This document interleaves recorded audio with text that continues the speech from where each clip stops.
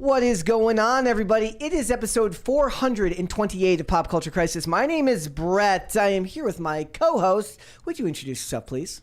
Hi, Crisis Actors. It's Mary. I understand that a lot of you were frustrated with my take on Oliver Anthony's Rich Men North of Richmond yesterday, and I encourage you to send all of your concerns and complaints to pitches@timcast.com.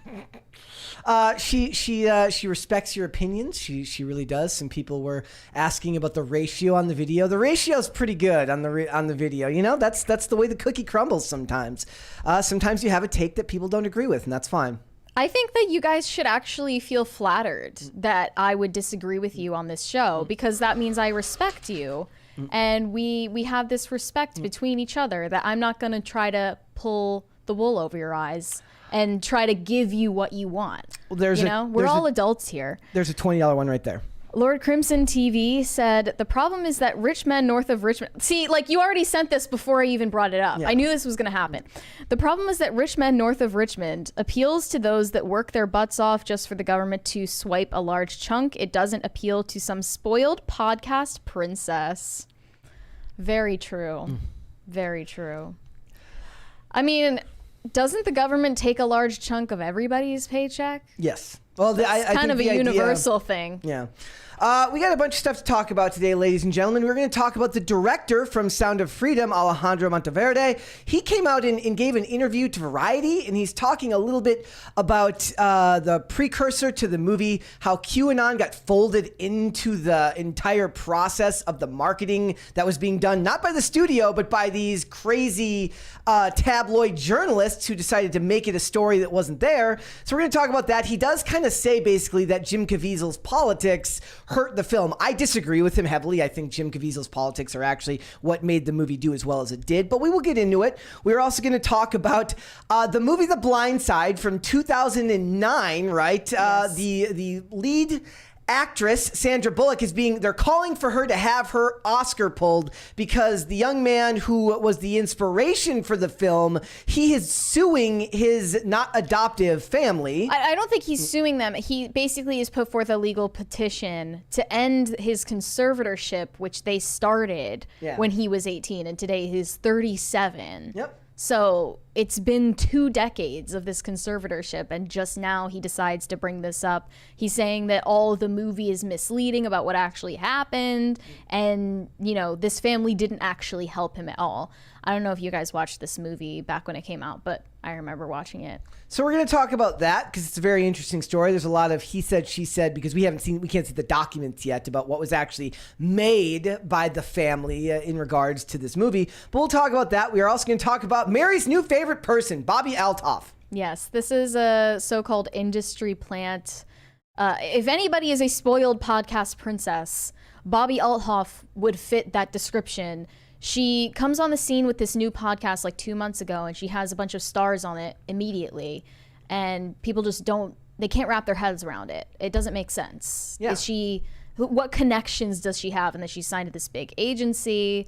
We're going to get into it. Yeah, so we're talking about that. We're also going to talk about Taryn Manning, one of the stars of Orange is the New Black, who went on this absolutely incredible meltdown in her car that I originally thought was just going to be cringe of the day, but you know what? We're gonna talk about it because I'll tell you what. In an age where everything is so unbelievably polarizing and serious and related to identity politics, this is just a good old-fashioned weird Hollywood sex type scandal, and we're gonna have some fun watching her interview.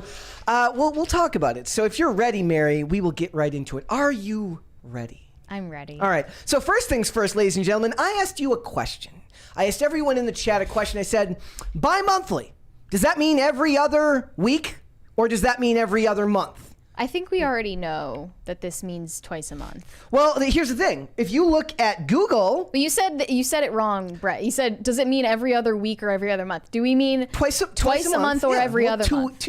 Every other week, so twice a month, right? So, like... Well, not necessarily. Something could be twice a month. So, well, in the chat, the question I posed was, how often is bi-monthly? Twice a week or twice a month or every other month? It definitely means twice a month. Well, according to, I'm just pointing it out here because I put it up in the chat. According to Google, it says done, produced, or occurring twice a month or every 2 months. So I think that somebody just needs to come along and make the executive decision so we can all put this question to rest. Exactly. But maybe that will be the purpose of this poll. But from what I understand, are decide today. Semi-monthly is supposedly every other month. But it's just an interesting aspect of the English language. So I'll leave the poll up there. Okay. So I'll let everybody figure it out. It's up to them. All right, Mary, tell us about Keke Palmer. So you guys might remember this video of Keke Palmer at an Usher concert where she was, you know, in a kind of a skimpy outfit. She was scantily clad. Her boyfriend / baby daddy was not present, and she got very friendly with Usher, let's just say. And we know that Usher is a menace, so he decided to take this opportunity of her breaking up with her boyfriend to feature her in his new music video titled Boyfriend. And it's coming out tomorrow. This is just so messy and low class behavior. Yeah. And the fact that she's just gloating about it, especially when she has a kid with this guy, it's very off to me, you know? Yeah. Like, not the behavior of a grown woman. Not the behavior of someone with emotional maturity. Are we going to get copyrighted for playing this? I mean, there's no song. Okay, the song's not out yet. Here we go. Yeah. Here's the video that she used to They advertise. released like a trailer for it. This is supposed to be like a cultural moment. Somebody say that your boyfriend's looking for me. That's probably copyrighted, but it might not be enough there. So yeah, she's like, they're basically bragging about the fact that well, Usher, like, I'm pretty sure Usher didn't actually make a move on Keke Palmer. They're just cashing in on the fact that I guess everybody started canceling her baby daddy for saying, like, maybe you shouldn't be basically like doing a lap dance with another man while you're married and a mother. Well, technically she's not married. I grant that. But a mother. He probably should marry the mother of his child. That's something I said before when this story came out.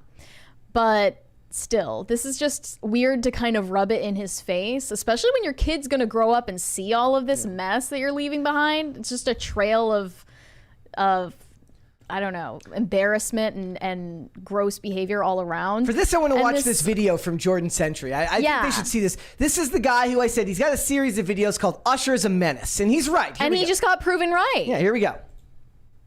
I told y'all Usher was a menace, but he's evolved into a supervillain. By now, we've all seen the video of Keke Palmer and Usher, and everybody's focusing on her and her boyfriend. Situations will arise in our lives, but you gotta be smart about it, and Usher is playing 4D chess. Not too long ago, he serenaded Joe Budden's girlfriend in front of the Newport nuisance himself. He also tried to sing to Winnie Harlow, but she saw the setup from a mile away. He's trying to end relationships one concert at a time. Imagine spending all your Usher bucks just to come to the show and lose your woman. This man is sinister. He can't keep getting away with this. Stop it! In just in case you thought Usher was innocent, he posted this on Threads, which was funny because he was trending after Chris Brown's birthday party, but he didn't want to talk then. But there's a lesson in this. Don't play internet games with somebody bigger than you. I didn't even know Keke had a boyfriend until he called her out. Now the next time he picks up his kid, Keke is gonna be wearing her own merch. And he's gonna have to drive home as Usher plays on the radio. Peace up, self-esteem down. See? I told that actually would be like the #1 way for that to just ruin it for everyone. It's like you're driving home from breaking up with Keke Palmer and You Got It Bad comes on the radio. Yeah. And the lyrics to this song are, somebody said that your boyfriend's looking for me. Oh, that's cool. Well, he should know I'm pretty easy to find. Just look for me wherever he sees you. There's a $20 targeted, don't you think? There's a $20 one there from Colin. Colin said, if Mary and I had a son, he would look like Brett. What do you think our daughter will look like? What? I don't get it.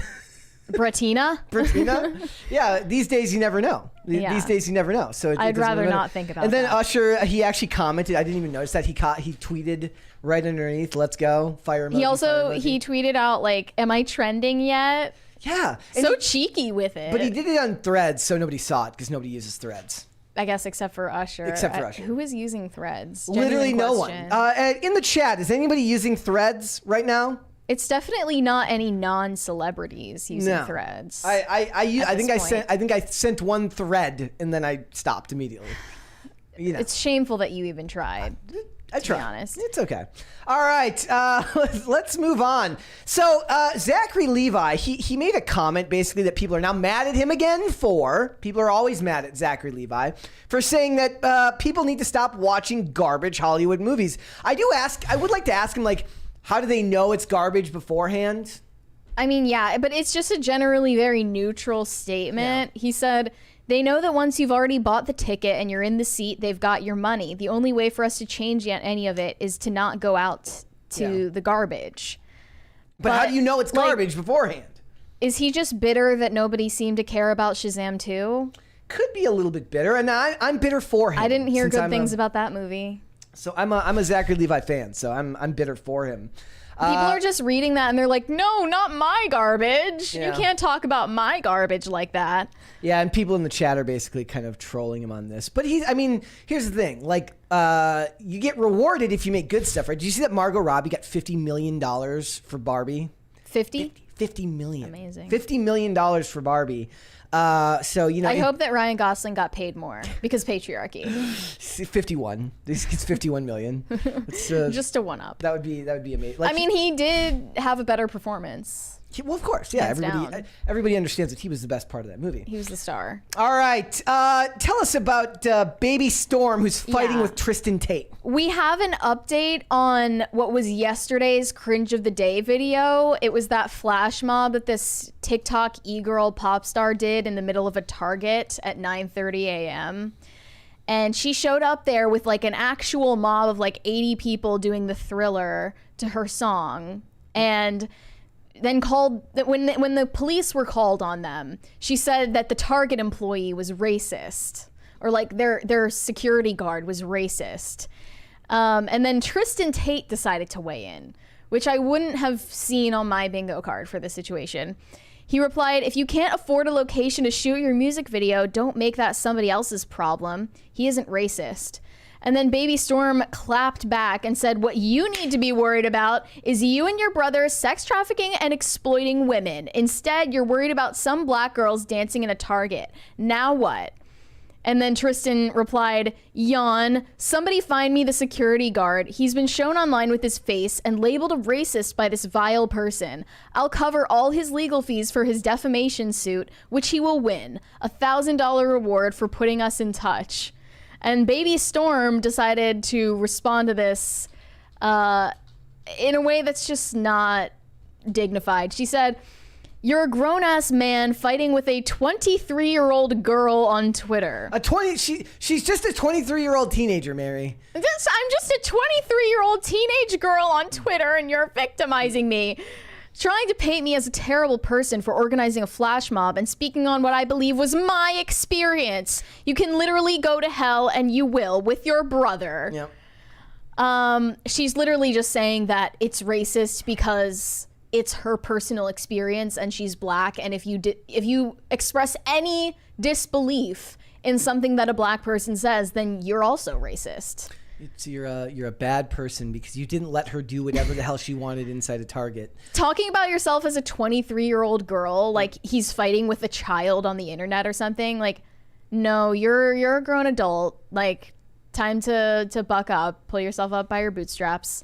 Well, another person said, your Spotify streams are the graveyard, sis. Focus on improving your music instead of using race to your convenience. She's a 23-year-old teenager, Mary. Literally, her whole marketing push is based on her being black, and I'm not just saying that. Every time that she promotes her music, she's saying it's to normalize black artists being in the alternative genre, which, to my knowledge, has already been a thing for decades. She's kind of late to the party if she didn't know that. Yes. And it's not some kind of cultural taboo in 2023 for a black person to be like goth or emo or something. I love the people. Like, nobody is even emo anymore. It's 2023. Plenty of people. Yeah, emo is now a meme. That already happened. Emo is now a meme that's got turned into TikToks and Instagram reels where people make jokes. Where I sent you the one where the guy does the emo song by hitting the predictive word modeling on his phone. Yeah, that's what it is. So it's more of a meme than she's anything. a 23-year-old Mary. She's not. First of all, here's the thing, Mary. She's a woman. and she's a 23-year-old teenager. She can't be held responsible for her It'd be own one thing if actions. she literally were a teenager, because this is behavior not a you phase, would Mom. expect from a teenager. Yeah. But she literally seems to think like one, being this entitled. Like, you caused a public disturbance at a private business and expected no one to care. Yep. Once again, people just have no respect for law and order and other people. It's funny because I used to work at a Target, so I would see disruption all the time. Any flash mobs? No flash mobs when I worked at Target. Lots of people just running out after stealing stuff. Just Running. I mean, what if you just walked? Keep it low profile. It was pretty kind. And the funny thing is like, from what I understand, the people in like loss prevention would always say like, look, it does more damage to the store for soccer moms who shop here to think that the store is unsafe than it is to just let them leave with whatever they're taking. I heard they use facial recognition on people now. Probably not back when I was, that was a long time ago in the early 2000s because I'm old. But so I always wonder, like, so if the idea here is that like they're not stopping these people, and they did stop some people, but it wasn't very common. Like, why do they have the loss prevention? Like, just I guess to keep track of it. It's probably more common at a Walmart, though. Oh yeah, way more common at Walmart. Because why didn't she just do her flash mob at a Walmart? No one would have cared.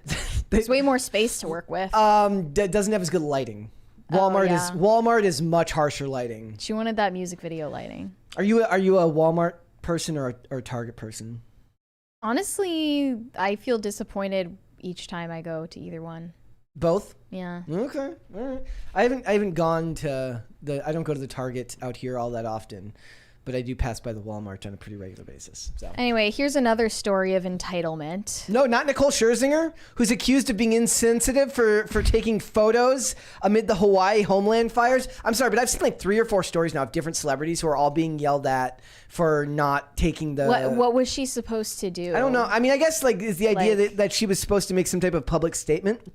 It says Hawaii native Nicole Scherzinger has been accused of ignoring the plight of her homeland by posting a swimsuit photo shoot on Instagram amid wildfires. Well, was she supposed to do some kind of like they're not black magic ritual to change the weather patterns? They're not holding Joe Biden accountable. So if you're not going to hold Joe Biden accountable for how he behaves, then you shouldn't hold Nicole Scherzinger. Well, he's not taking beach pics. Yes. Well, he literally was at the beach. Yeah. And then said no comment. So he is actually taking beach pics and saying no comment. So he's worse because he's actually supposed to care. Imagine a world where Biden posts thirst traps. You know, that was actually my, like, maybe the most black pilling thing recently, because I'm pretty good about like ignoring the politics at night when it's like not beneficial. But like between the indictments yesterday and then finding out that they're like $700 to the people of Hawaii, it's like, and then we've just sent gazillions to Ukraine, and I'm just like, that's black pilling.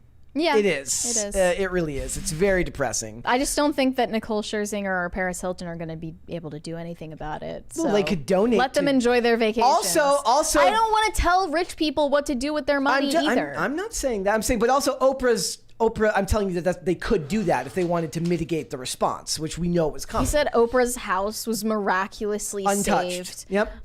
Satanic. I ritual. don't trust it. She did Satanic some kind ritual. of some type of satanic pact. Yeah. To protect her house. 1000% did. Yep. Very weird. Like not even the grass on her lawn was burnt. They said not a single blade of grass. Sus. Not a single blade of grass. That's sus. All right. Anyway, Billy Porter called Anna Wintour a bitch over the weekend. Do you want to tell everyone who Anna Wintour is? She is, if you didn't know, the editor-in-chief of Vogue magazine, the biggest fashion magazine for many decades now. And you know what? Maybe she is a bitch. But I think that she has a right to be a bitch. And it is fitting for her brand, and everybody knows that. I just don't think Billy Porter in this instance was justified in calling her that simply for allowing Harry Styles to have the magazine cover that he wanted. Yeah. He said... that bitch said to me at the end, "How can we do better?" And I was so taken off guard that I didn't say what I should have said. Use your power as Vogue to uplift the voices of the leaders of this degendering of fashion movement. By that he means himself, not Harry Styles. There's a $20 one there from a half-baked treehouse. Late as always, but as a blue-collar, college-educated, cisgender person of mixed colors, POMC, both songs are pandering to a feeling of disenfranchisement disenfranchisement. And both are also lyrically juvenile at best and musically pretty generic. Everybody can continue to fight in the comment sections if they want to. I agree that the lyrics were a little bit lazy. It's like, I don't know, caring about minors instead of minors on an island somewhere. I can't really hear that and take it seriously. We've got another one from Nathan Koss. He said, Brett, let me blackpill you some more. It was $700 per household, not even per person. All that historic land will also now be sold to large developers who've been trying to buy it for years. Oh, yeah, absolutely. And also, like, because people were like, what? They were like, they were, the conspiracy theories that was like, it was some laser guided weapon that started the fires. And then Biden's. It's like alien lasers. And then Biden's, like, tweet said basically, like, we're laser focused on getting the people. That's weird. And then he also did the same thing, like right after the cocaine in the White House thing. There was another tweet that was like, "We're cracking down on," so like he's done this a couple of times now. But it's not him; it's whoever's running his tweeting account. him. Yeah, it's like they're doing laughing an inside joke with himself. Yeah, that's really weird. They're laughing. They're laughing at everyone. Anyway, he said 6 months later, Harry Styles is the first man on the cover. So he's just mad that Harry Styles is just winning at the queer baiting Olympics here. Yeah. Sorry, but straight guys do it better. So straight guys look better in dresses than gay guys, apparently. So he like it shows the level of entitlement that he feels, that when he says yes, I think that a lot of gay men, especially like gay men in show business, think that it's okay to actually be like, I don't throw this word around, but like genuinely misogynistic toward women. Like a lot of them really resent women and they want to, I guess, mistreat them or talk bad about them if they don't serve them a certain purpose. Like that, if anything, corroborates the feminist idea that men only treat women like people when they serve some kind of purpose for them. And if as a gay man you see women as obsolete because they don't, you know, they're not sexual objects for you to look at, or they don't work for you in this instance, then you're going to dehumanize them. Like that actually makes sense to me. But the fact that he would even put this out there in an interview and think that it makes him look good is just wild to me. Like the delusion is pretty crazy. Also, like Harry Styles is just magnitudes more famous than Billy Porter. Like nobody has heard of Billy Porter. He was in, what was he in? The Cinderella remake? Yeah. And that's how Who cares? people know him. Who cares? Yep. Literally no one knows this person. It's unbelievable how much entitlement can just be flashed in someone's face, and then they talk about everybody else feeling entitled as if they've got levels of privilege. This is just after he's selling us this sob story about how he has to sell his house because of the SAG strike. He's like, if I had been on the cover of the magazine, I wouldn't have had to sell my house. Yeah, no, I don't feel bad for you. Sorry. I read Nathan Koss's, my friend. Is there another one that we missed? He's saying I missed one, and I'm saying we read Nathan Koss's about blackpilling and $700 households. We read that one. Yeah. Yeah. All right. What would you like to see, cringe or cute of the day? We got a very quick cute. Let's go with cute first. Then. So guys, if you have cute of the day, just go ahead and send them in because today we've only got one here. This is from Deadman. He says, this may not be the cutest, but they are cool under white light and UV light. Yeah, not cute. Not cute. Cool looking though. But kind of cool. Yeah. Cool looking though. I didn't know that they glow in black light. There you go. All right, we've got cringe of the day. Mary sent this one to me earlier. Here we go. This is from FouseyTube, by the way. FouseyTube. Airport Menace. Long time I looked at myself in the mirror and I based myself based on what I read on the comments. I felt worthless. I felt ugly. I felt gay. I felt that like that long time. Oh my God. That was his acceptance speech at the Streamy Awards. Just a wrong turn of phrase. Oh boy, not good. The way everyone was like, "Oh, excuse you." What did you mean by that? Let's watch the one I sent. That one was quick. Let's watch the one I sent. This one. So this one is from a young lady who wants to know why they aren't wearing masks in the Barbie movie. Not people in the theater, by the way. No, on screen. in the movie. Oh, that people aren't in quarantine, and it's more of like a choice to wear masks if you really see the gravity of what's going on. So I'm not going to give any spoilers, but I saw the Barbie movie. Why are you holding which the phone I don't so even go to close the your movies that face? much. But Social we went distance. early in the morning. I obviously wore a mask, and it just got me thinking how it just felt icky to me. It felt weird. Like I enjoyed the movie, but like I couldn't figure out what the timeline was. Like, was the movie, normally when you watch a movie, you're like, oh, this is present day. This just came out. This movie is about like right now. But even in the city. Thank you, guys. Thank you. Thank you.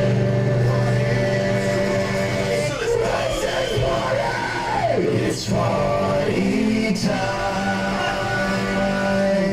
Earlier, when we were getting ready to do the show, I could just hear Ian just screaming from downstairs while he's working out. Every time that he walks in a room, Eye of the Tiger starts playing. It's amazing. It's amazing.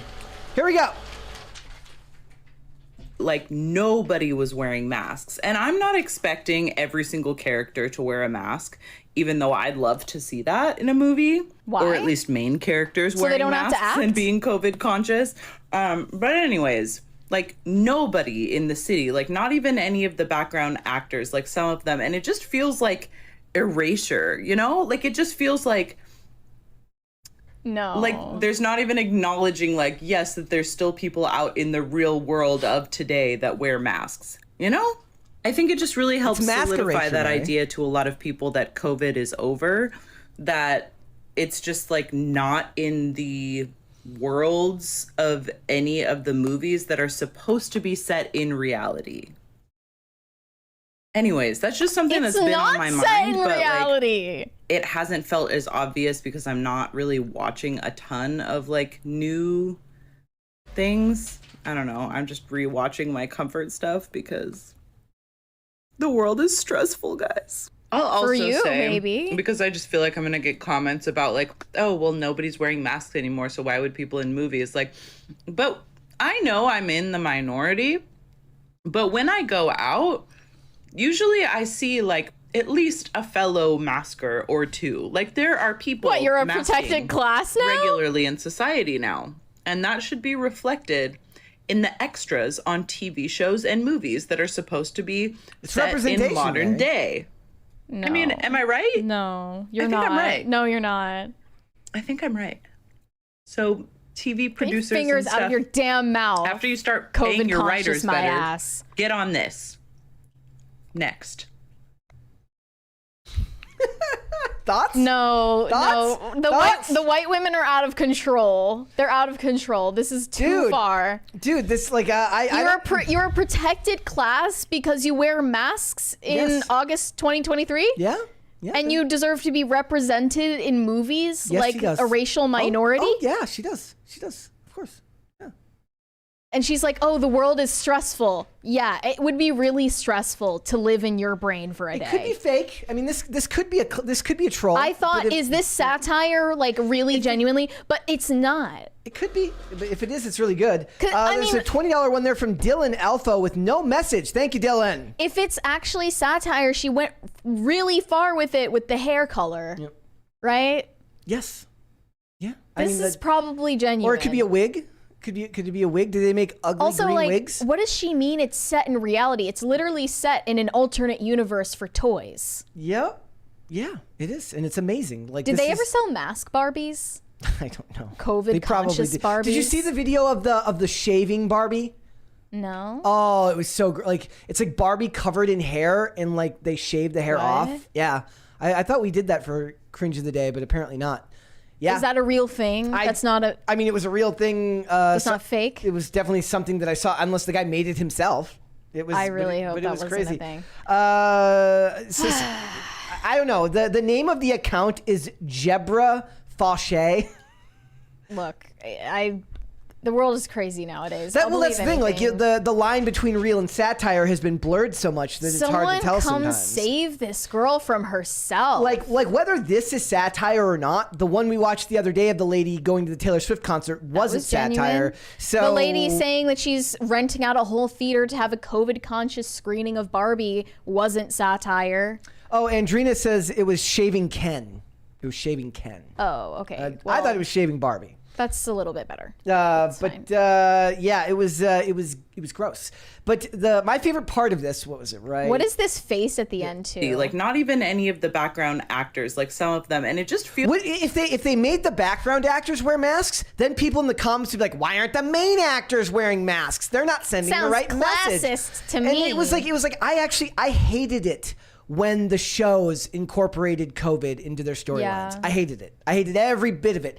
The whole point of going to a movie is not to see the real world. The whole point of a movie is to escape from the real world. I don't want to exist. I don't want movies. She's talking about escapist entertainment. Why does she want the real world in her escapist entertainment? That doesn't make any sense. The real world and all of its problems. I wouldn't have an issue with it if there were a Barbie movie that, if it somehow came up, they acted like 9/11 never happened. I would not care because it's a movie. It's not the real world. I don't need to be reminded of all of the bad, stressful things that have happened to us in the past few years. And, sometimes it's necessary for a story. Like, very rarely. When I was watching The Bear, for instance, this guy owns a restaurant. He says, COVID destroyed my business. Yeah. You need to talk about that, sure. Yeah. Especially when we're so far out from it. But, it's the same reason you don't want to hear the words 4chan or incel or QAnon in a TV show or movie that you're watching. It takes you out of it.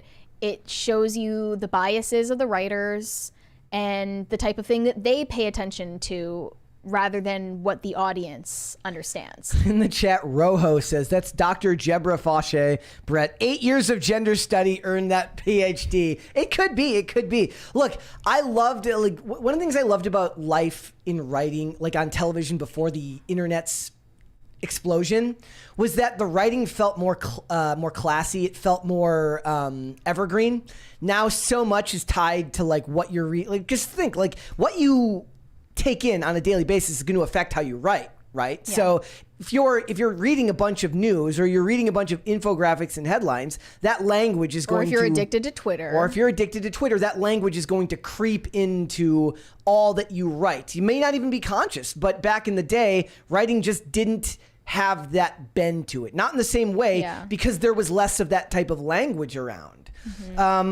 I rewatch Justified once a year probably. I'm rewatching it right now, and it's just really funny because I hated the new version, the Justified City Primeval, and I just think about how they would refer to all of the folks in Harlan County if it was modern.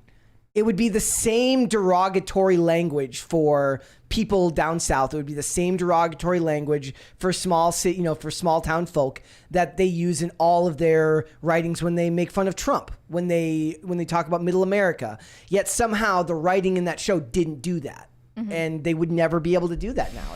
It's kind of a... Even though they were city dwellers. Yes. They didn't have that same animosity toward Middle America. Well, I think also back then, when I watched that, there's a really interesting scene at the end of season 1. It was either at the end of season 1 or at the start of season 2 where the character of Raylan Givens is basically talking about how he's always in trouble because he's always shooting people.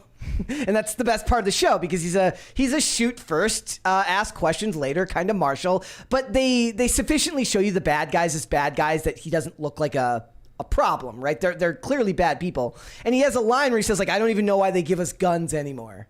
I don't even know why they give us guns anyways. They would never include that now. That would be way too politicized. Yeah, now they would be I'll tell you why they shouldn't give you guns because you're a racist white man with a cowboy hat on and gun violence is an existential threat here in America. That's what they would say. And I like that voice. Thank you. That's spot on. If you were reading an article from Jezebel, that's the voice you're reading it. I write for Jezebel. So, it's very, very stupid. But this lady is a product of her environment. And let's face it, if it's not satire, she has been destroyed from years of fear porn and desire for an identity. Yeah. And COVID imagine this is coming along at the time it did. And everyone's like, I'm not gay. I don't want to be a they, them. I want to join and protect. I'll be a masker. Oh, and I'm polyamorous. And I'm polyamorous. So they're in their own relationship, but they're searching for an identity. They're desperate for an identity that makes them special, and they just happen to find. She's like, the green hair isn't doing it anymore, unless I claim they them. or I'm of a unique group of sexual pronouns in bio, not cutting it anymore. No, doesn't Being work anymore. pansexual and attracted to pans, it's not hitting it anymore. Not giving you the dopamine rush that you wanted. You got to cling to the masker identity. Like when you're done trying to use your pan as a fleshlight, you have to move on. I guess the girl. When you're in a polycule and you're Yeah. all attracted to pans and you hit each other with pans. That's like, That's what I like to think it means. I also think tossing a salad means that you're tossing a salad. Well, we'll get to that later. That's going to come up later in the Taryn Manning discussion. All right, before we get started, guys, would you hit the like button on this video and subscribe to this channel if you have not done so already? Please remember, all Super Chats, $20 and over. We will interrupt this discussion. We will read them right then and there. If you want to argue with Mary about her taste in music, or if you want to argue with me about something, you're welcome to do that. Or if you just have questions, comments, concerns, we'll read them right then. Then we'll get right back on topic. Let's go ahead and get started, Mary. Tell us what is going on with Sound of Freedom. Yes. Well, Sound of Freedom has now made, I think, $173 million at the box office. And it's been a while since it came out, but all of the media is still just relentlessly kvetching about the ties it supposedly has to QAnon conspiracy theories and adrenochrome and Alex Jones. Just run down the list of all of the buzzwords that you want to call it. And they recently did an interview with the director, Alejandro Monteverde, and he admitted basically that he thinks Jim Caviezel's comments have hurt the film. What did he say? He was asked, given that the film got caught in culture war crosshairs, do you have any regrets about casting Jim Caviezel, who, if you didn't know, is the protagonist playing Tim Ballard in the movie? He replied, I try to never look back into any regrets because there's nothing I can do about it now.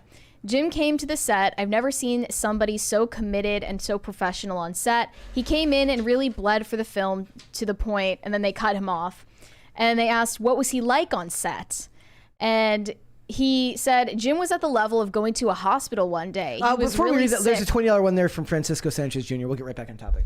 He said, there are only two versions of Brett that are real, hat-wearing Brett and dark-haired Brett. Is this MF real? Sorry, I'm late. Well, you'll have to ask Tiffany Gomez someday. Is this MF real? If he's real. Just to check. I'm just saying.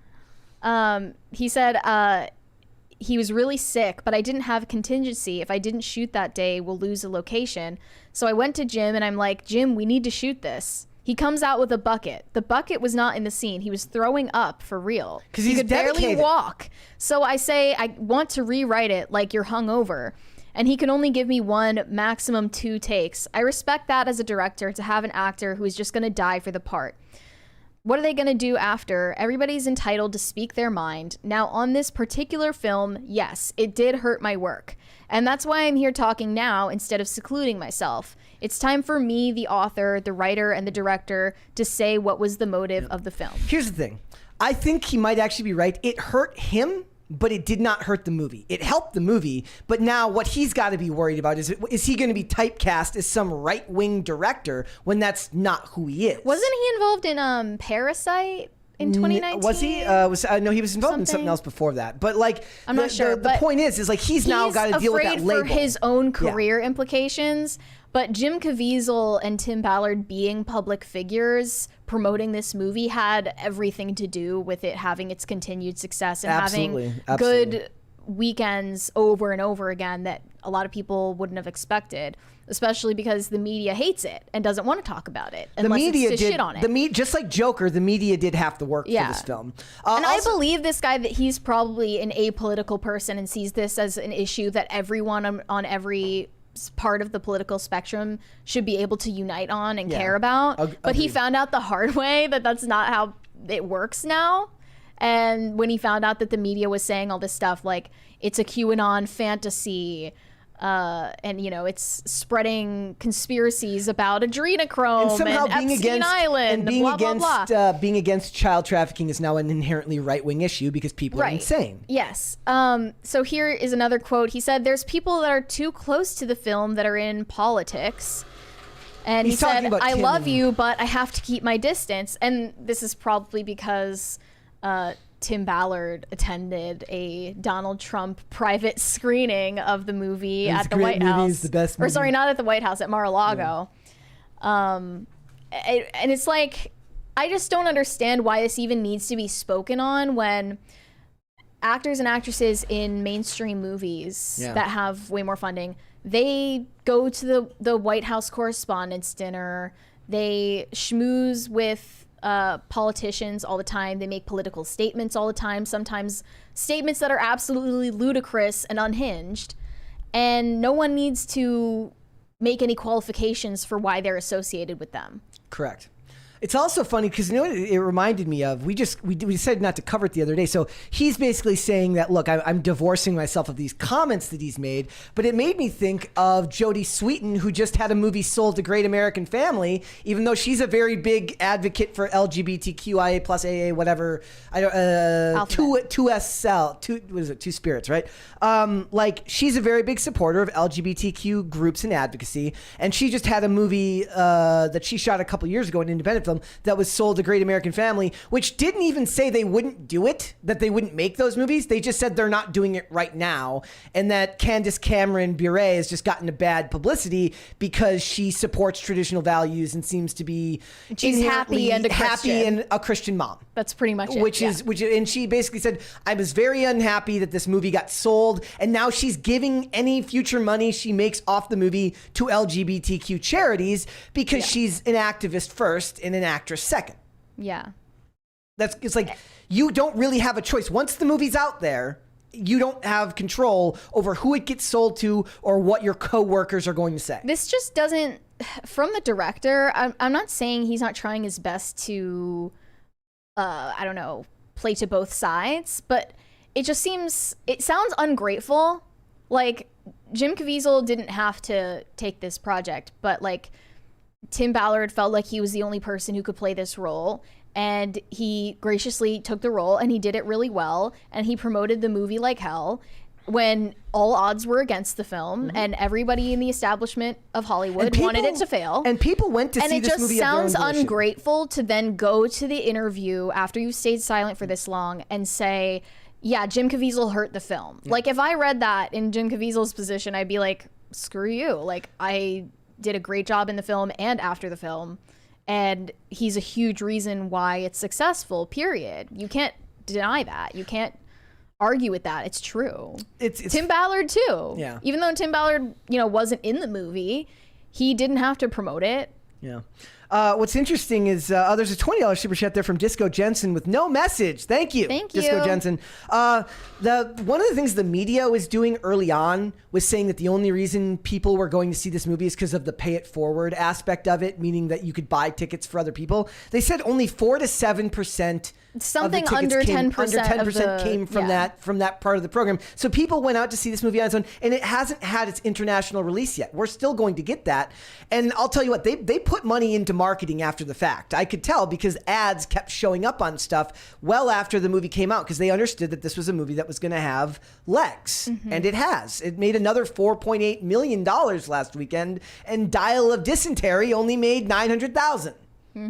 That's my favorite of all of them. There was a lot of dial of various bodily functions you don't want to think about that were all gross.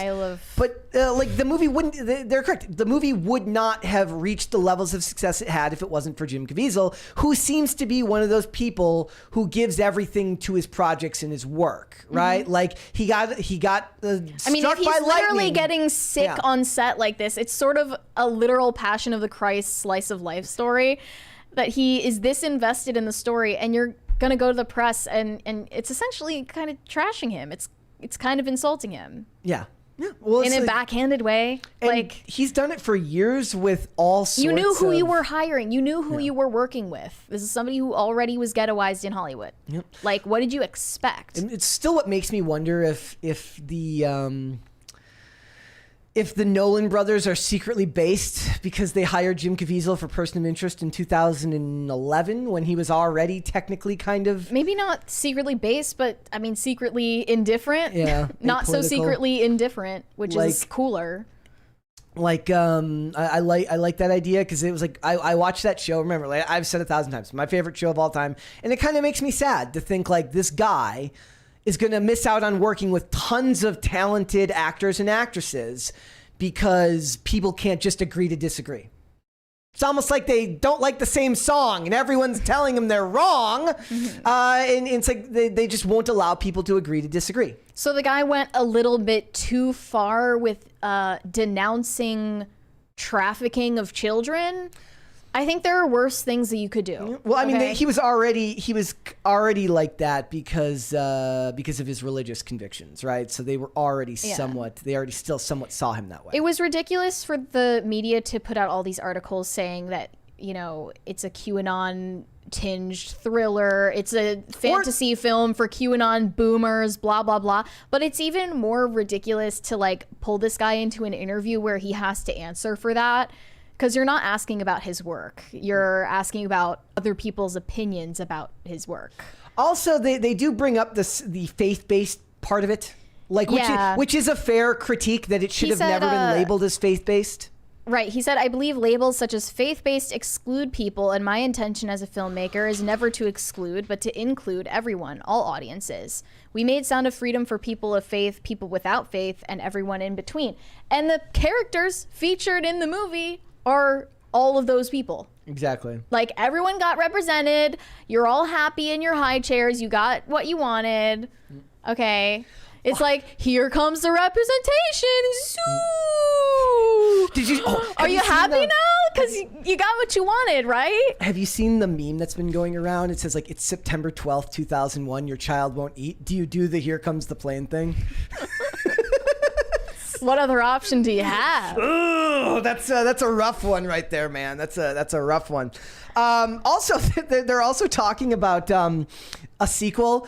They're talking about doing an origin story for the film for Tim Ballard. Well, they were asked like, are you planning on making a sequel? Yeah. And he said there definitely is a lot of interest to exploring this subject deeper because this is just the tip of the iceberg. There's a lot of interest to kind of explore Haiti, what's happening in Haiti. There's a sequel talk focusing on Haiti, and I guess this was part of Tim Ballard's work, so there would be actual story to base it on. Yeah. But like, I don't like that every time a movie does well, the question before it's even out of theaters is when's the sequel, because it just shows how short our attention spans are and how little faith we have in Dust in the Wind a movie speaking for itself. Dust in the Wind says Tim Ballard joins the Expendables. Yes! It's going to be a Sound of Freedom cinematic universe. Again, doesn't treat the subject matter with the seriousness it deserves, period. Yeah. Doesn't.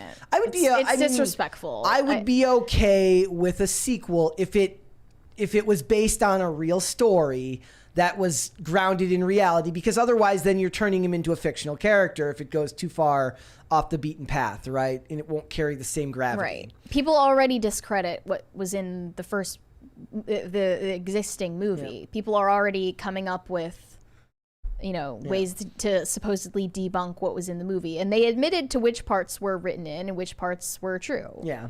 Yep. So I just think it's a bummer because for somebody like Caviezel, who's as talented as he is, to have been kind of pigeonholed. And the sad fact is, I think actors like Zachary Levi have to worry that this is what's going to happen to them, right?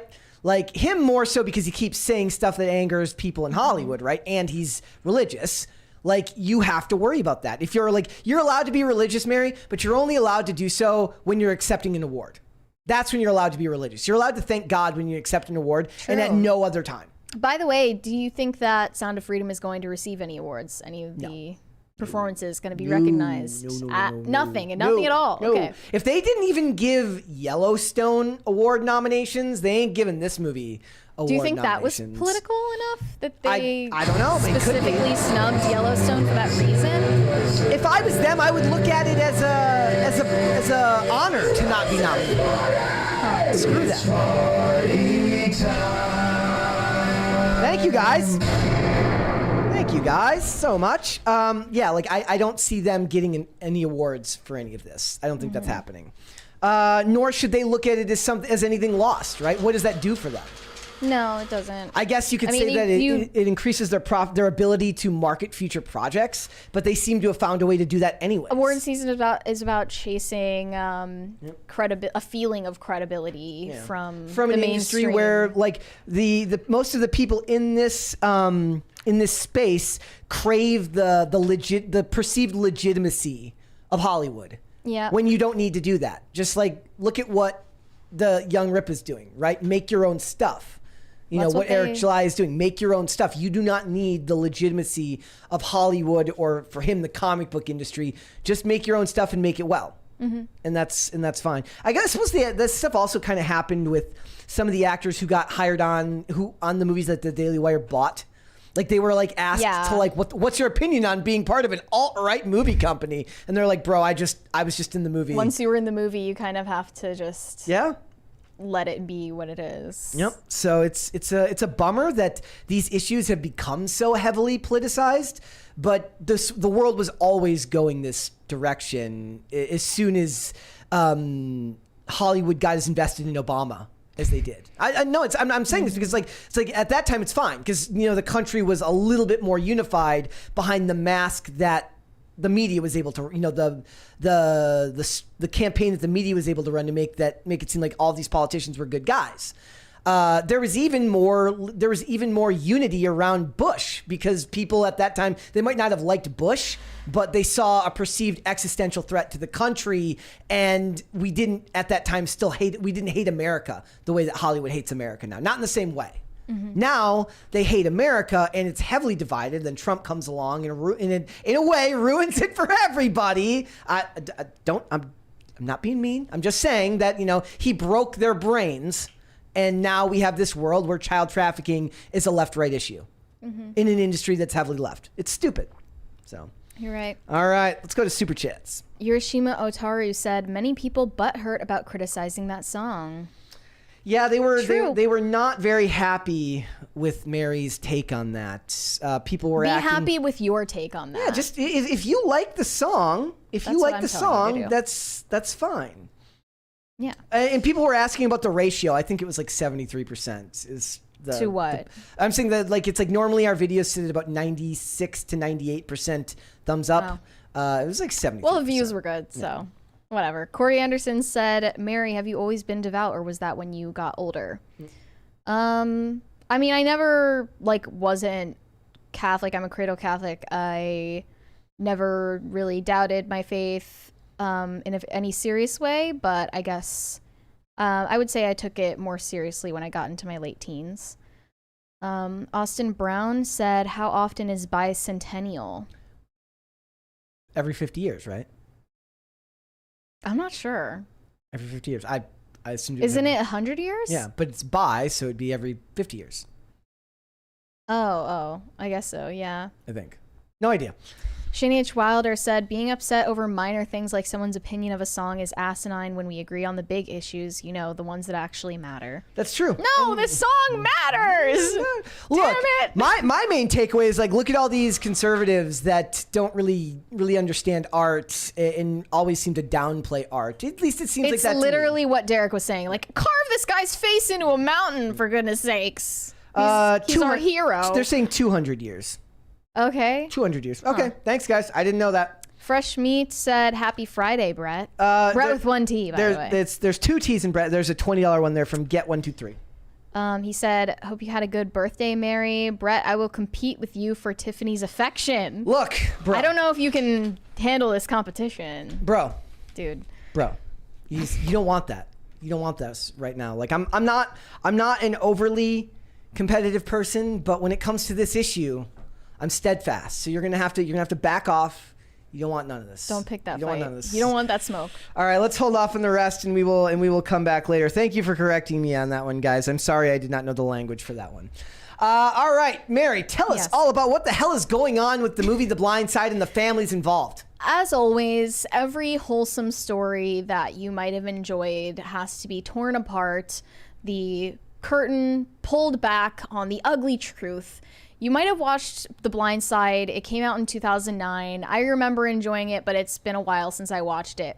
It's basically about this kid who's 16 years old. He goes from being homeless to becoming a star athlete at his high school because a kind family decides to take him in, help him with his schooling, help him find a stable, loving home. And he ends up being a professional football player. Yep. And it's just a happy happy ending, wholesome sports movie. Well, you're not allowed to have that anymore. And you're not allowed to have that anymore. I know this hits particularly close to home for Brett because he loves wholesome sports movies. I do. Well, I mean, most of the sports movies I liked when I was a kid, but so in general. I've never seen this one. The ugly truth about the story that this was based on has been revealed. It says NFL star Michael Oher, whose story inspired the Blind Side movie, says that the Toohey family lied about adopting him and tricked him into signing conservatorship papers when he was 18 to exploit him. So he has now filed a legal petition to end this conservatorship. I actually am bearish on ending conservatorships ever since Britney went fully off the rails. But I'm sure this guy is doing just fine for himself as an NFL player. He's got a net worth of 16. At 37 years old. According to Google, he's got a net worth of 16 million. Who knows whether we should trust Google net worths? Yeah. But I'm sure he's doing just fine for himself. Yep. He says that this movie misrepresented the whole situation, that the family didn't take him in as one of their own, that they started this conservatorship to exploit him and make money off of him. That it portrays him as stupid and unintelligent, when in fact that is not the case. And basically that they're lying about the money that they received after this movie came out. It made like $330 million at the box office. And he's claiming that they got a really good deal from the studio where each of the members of the family would get $225,000 as well as 2.5% in residuals. That sounds high as which is high. F. It's high, especially because this movie is based on a book that they didn't write. Yep. So now the dad has come out and spoken about this.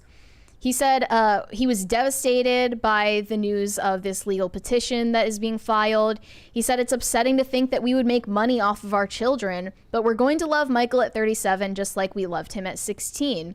He also claimed that his family didn't make any money off of the movie, but instead the author of the book that it's based on gave them half of his share of the money for the script being inspired by it.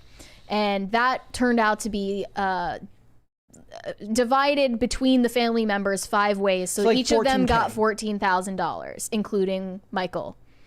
And it's just a he said, she said at this point. Yep. He's claiming that he got none of the money and that the family got all of it. The family is claiming that we all got an equal share that was relatively small. Yeah. And either way, he's a professional athlete in the NFL. I think he shouldn't be hurting for money right now. I think this is more so, honestly, just him being ungrateful, resentful. I think that now all of the wholesome stories that you find out about in the news have to be crumpled up and thrown in your face. If they actually did this, if they actually did negotiate for themselves and he got nothing, that is messed up. Well, sure, yeah. We don't know the truth. And then also, the adoptive father claims that the conservatorship was something that was insisted upon by the NCAA. That to me is the biggest for Michael to get into University of Mississippi. That is the biggest red flag here. Like why? Says, he's an adult. He doesn't need a family to go to college. He said that the legal arrangement was apparently put in place to satisfy the NCAA, so that Michael could play for Ole Miss. He was already on scholarship. Now, is the idea here that because apparently the dad went to Ole Miss and played? So is the idea here that he's going to get in because his now adoptive conservator it would technically father? Be a legacy admission. I still don't buy it. If the dude is good enough that he's on scholarship, it doesn't matter if he has a family. The problem is, how would Michael think that he was getting adopted when at the time he was 18? Yeah. You can't adopt anyone who's over legal adult age. And they're saying that they presented him the documents as if they were adoption papers, but they were conservatorship papers. I mean, I feel like I should say, like, you should have known better if you thought that was adoption. They were probably just calling it adoption because it sounds better than a conservatorship, and that's what they wanted it to be. Like, you're part of our family now. They saw Britney Spears in their eyes and were like, let's take your money that you don't have yet. And why now does he decide to do this? Yeah. Instead of, I don't know, when Britney's story was popping off. People just hear the word conservatorship now and they immediately think, about Britney Spears' evil dad. Yeah. And Jamie Lynn Spears. And not every story about a conservatorship is the same story. But I would love to know, like, how did they get money? Did they actually get money? That's from the hardest movie? thing to figure out. There is here, a right? truth Like, here. We just don't know it. And it's gonna. And I don't know if these things will ever come. The numbers seem high. Like the 2.5% residual seems really, really high to me. Especially when you're they talking weren't about in the movie. They didn't write the book that the movie is based on. Yeah. That's just weird to me. And what it's doing, it's funny because, like you said, you're right. Like if we're to take the story as true, it's awful, right? And it's extremely exploitative of the parents. But on a larger scale, it does kind of feed into that narrative now that all good feel-good stories in America have to be torn down and gotten to the middle of. Especially if it has anything to do with a happily married couple, a happy family that is white, and any positive relationships whatsoever between people of different races. It has to be. Think about Colin Kaepernick writing the book about. exposed. Think about Colin Kaepernick writing about his adoptive family. How his they mom must have saying felt. something like backhanded about his hair. Like, it's always something. And so in the chat, they wouldn't make this movie Celine today. is saying they sold his likeness and life story. So did they sell that to the writer of the book? Is that what they're saying here? That they sold it to the writer of the book? But that would have been after Michael was already 18. So that happened. So but he's but he's under conservatorship, so they can do that. I don't know. So if they did, Unclear. they're absolutely scumbags. But I have no idea if that's true. All I know is that it ends up ruining the feel good stories that so many of these movies are based on. Right? That like at the end of the day, what Marxists want to do is take everything that's made you feel good about your country, everything that makes you feel good about your community, and tear it down and expose it as fraudulent, even if it's not. Because they want want you demoralized and they want to ruin your faith in your fellow man. That movie, it was like based on a true story about like a dog. Was it just called Dog? We watched a movie. We went to a movie called Dog last year. Was it based on a true story? Yes. Like next we're going to find out that the like dog. I don't know, like we're going to find out that the dog was racist and we're going to find out that like in Marley and Me they were actually animal abusers. Yeah. And I don't know, their dog said the N-word one time. I'm going to find out that President Whitmore on Independence Day was actually a racist who supported the aliens, and that whole speech that he gave that changed my life was actually a fraud. Mm-hmm. That's what it's going to be. Someone uncover the problematic tweets.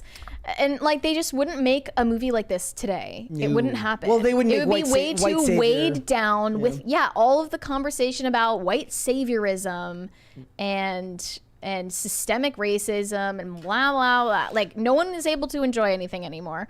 And now people who are mad about this situation on Twitter are calling for Sandra Bullock to lose her Oscar for playing this mother in the movie. Which makes, literally no sense. So this person says, so Sandra Bullock should have to give back her Oscar, right? And man, do we need to start checking these good feeling stories. The parents blocked $300 in earnings, the movie from him getting any of it, and gave the money to their real children. Wow.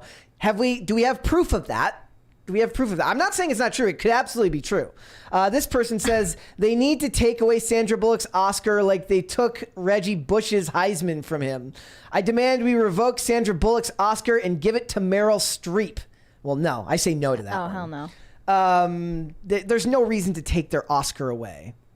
Yeah, that's stupid. That doesn't make any sense at all. I guess then what you do, sadly, you just make it a fiction. You get rid of the... Let's not start checking good feeling stories. Let's not fact check anything so that I can live blissfully unaware of the truth. How about that? Yep. Because I would feel a lot better in that situation.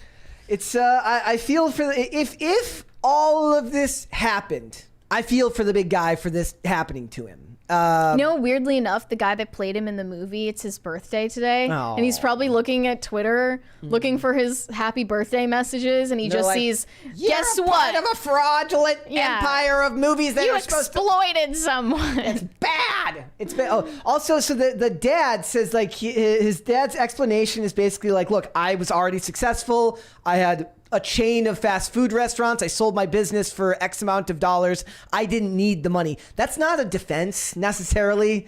Like plenty of people who have lots of money are greedy enough to want more money. So that's not really that's not a defense. But to his point, outside of showing legal documents, there's no way for him to prove that this didn't happen, right? Mm-hmm. Like he's gonna have to come out and say. In fact, there's not really a way to prove it, right? Because he can't prove that he didn't get payments. He could prove that he did, but he can't prove that he didn't. They'll just say you're hiding him, right? Like is he going to release his bank statements? It'll come out as the legal situation continues, but there's no weight to the accusations against the movie, like it misrepresented events. If it's based on a true story, you should just take everything in the movie with a grain of salt that is not even close to the real story. And at the end of the day... Also, it didn't portray him as unintelligent. It portrayed him as having a poor education. Like, that's not the same thing.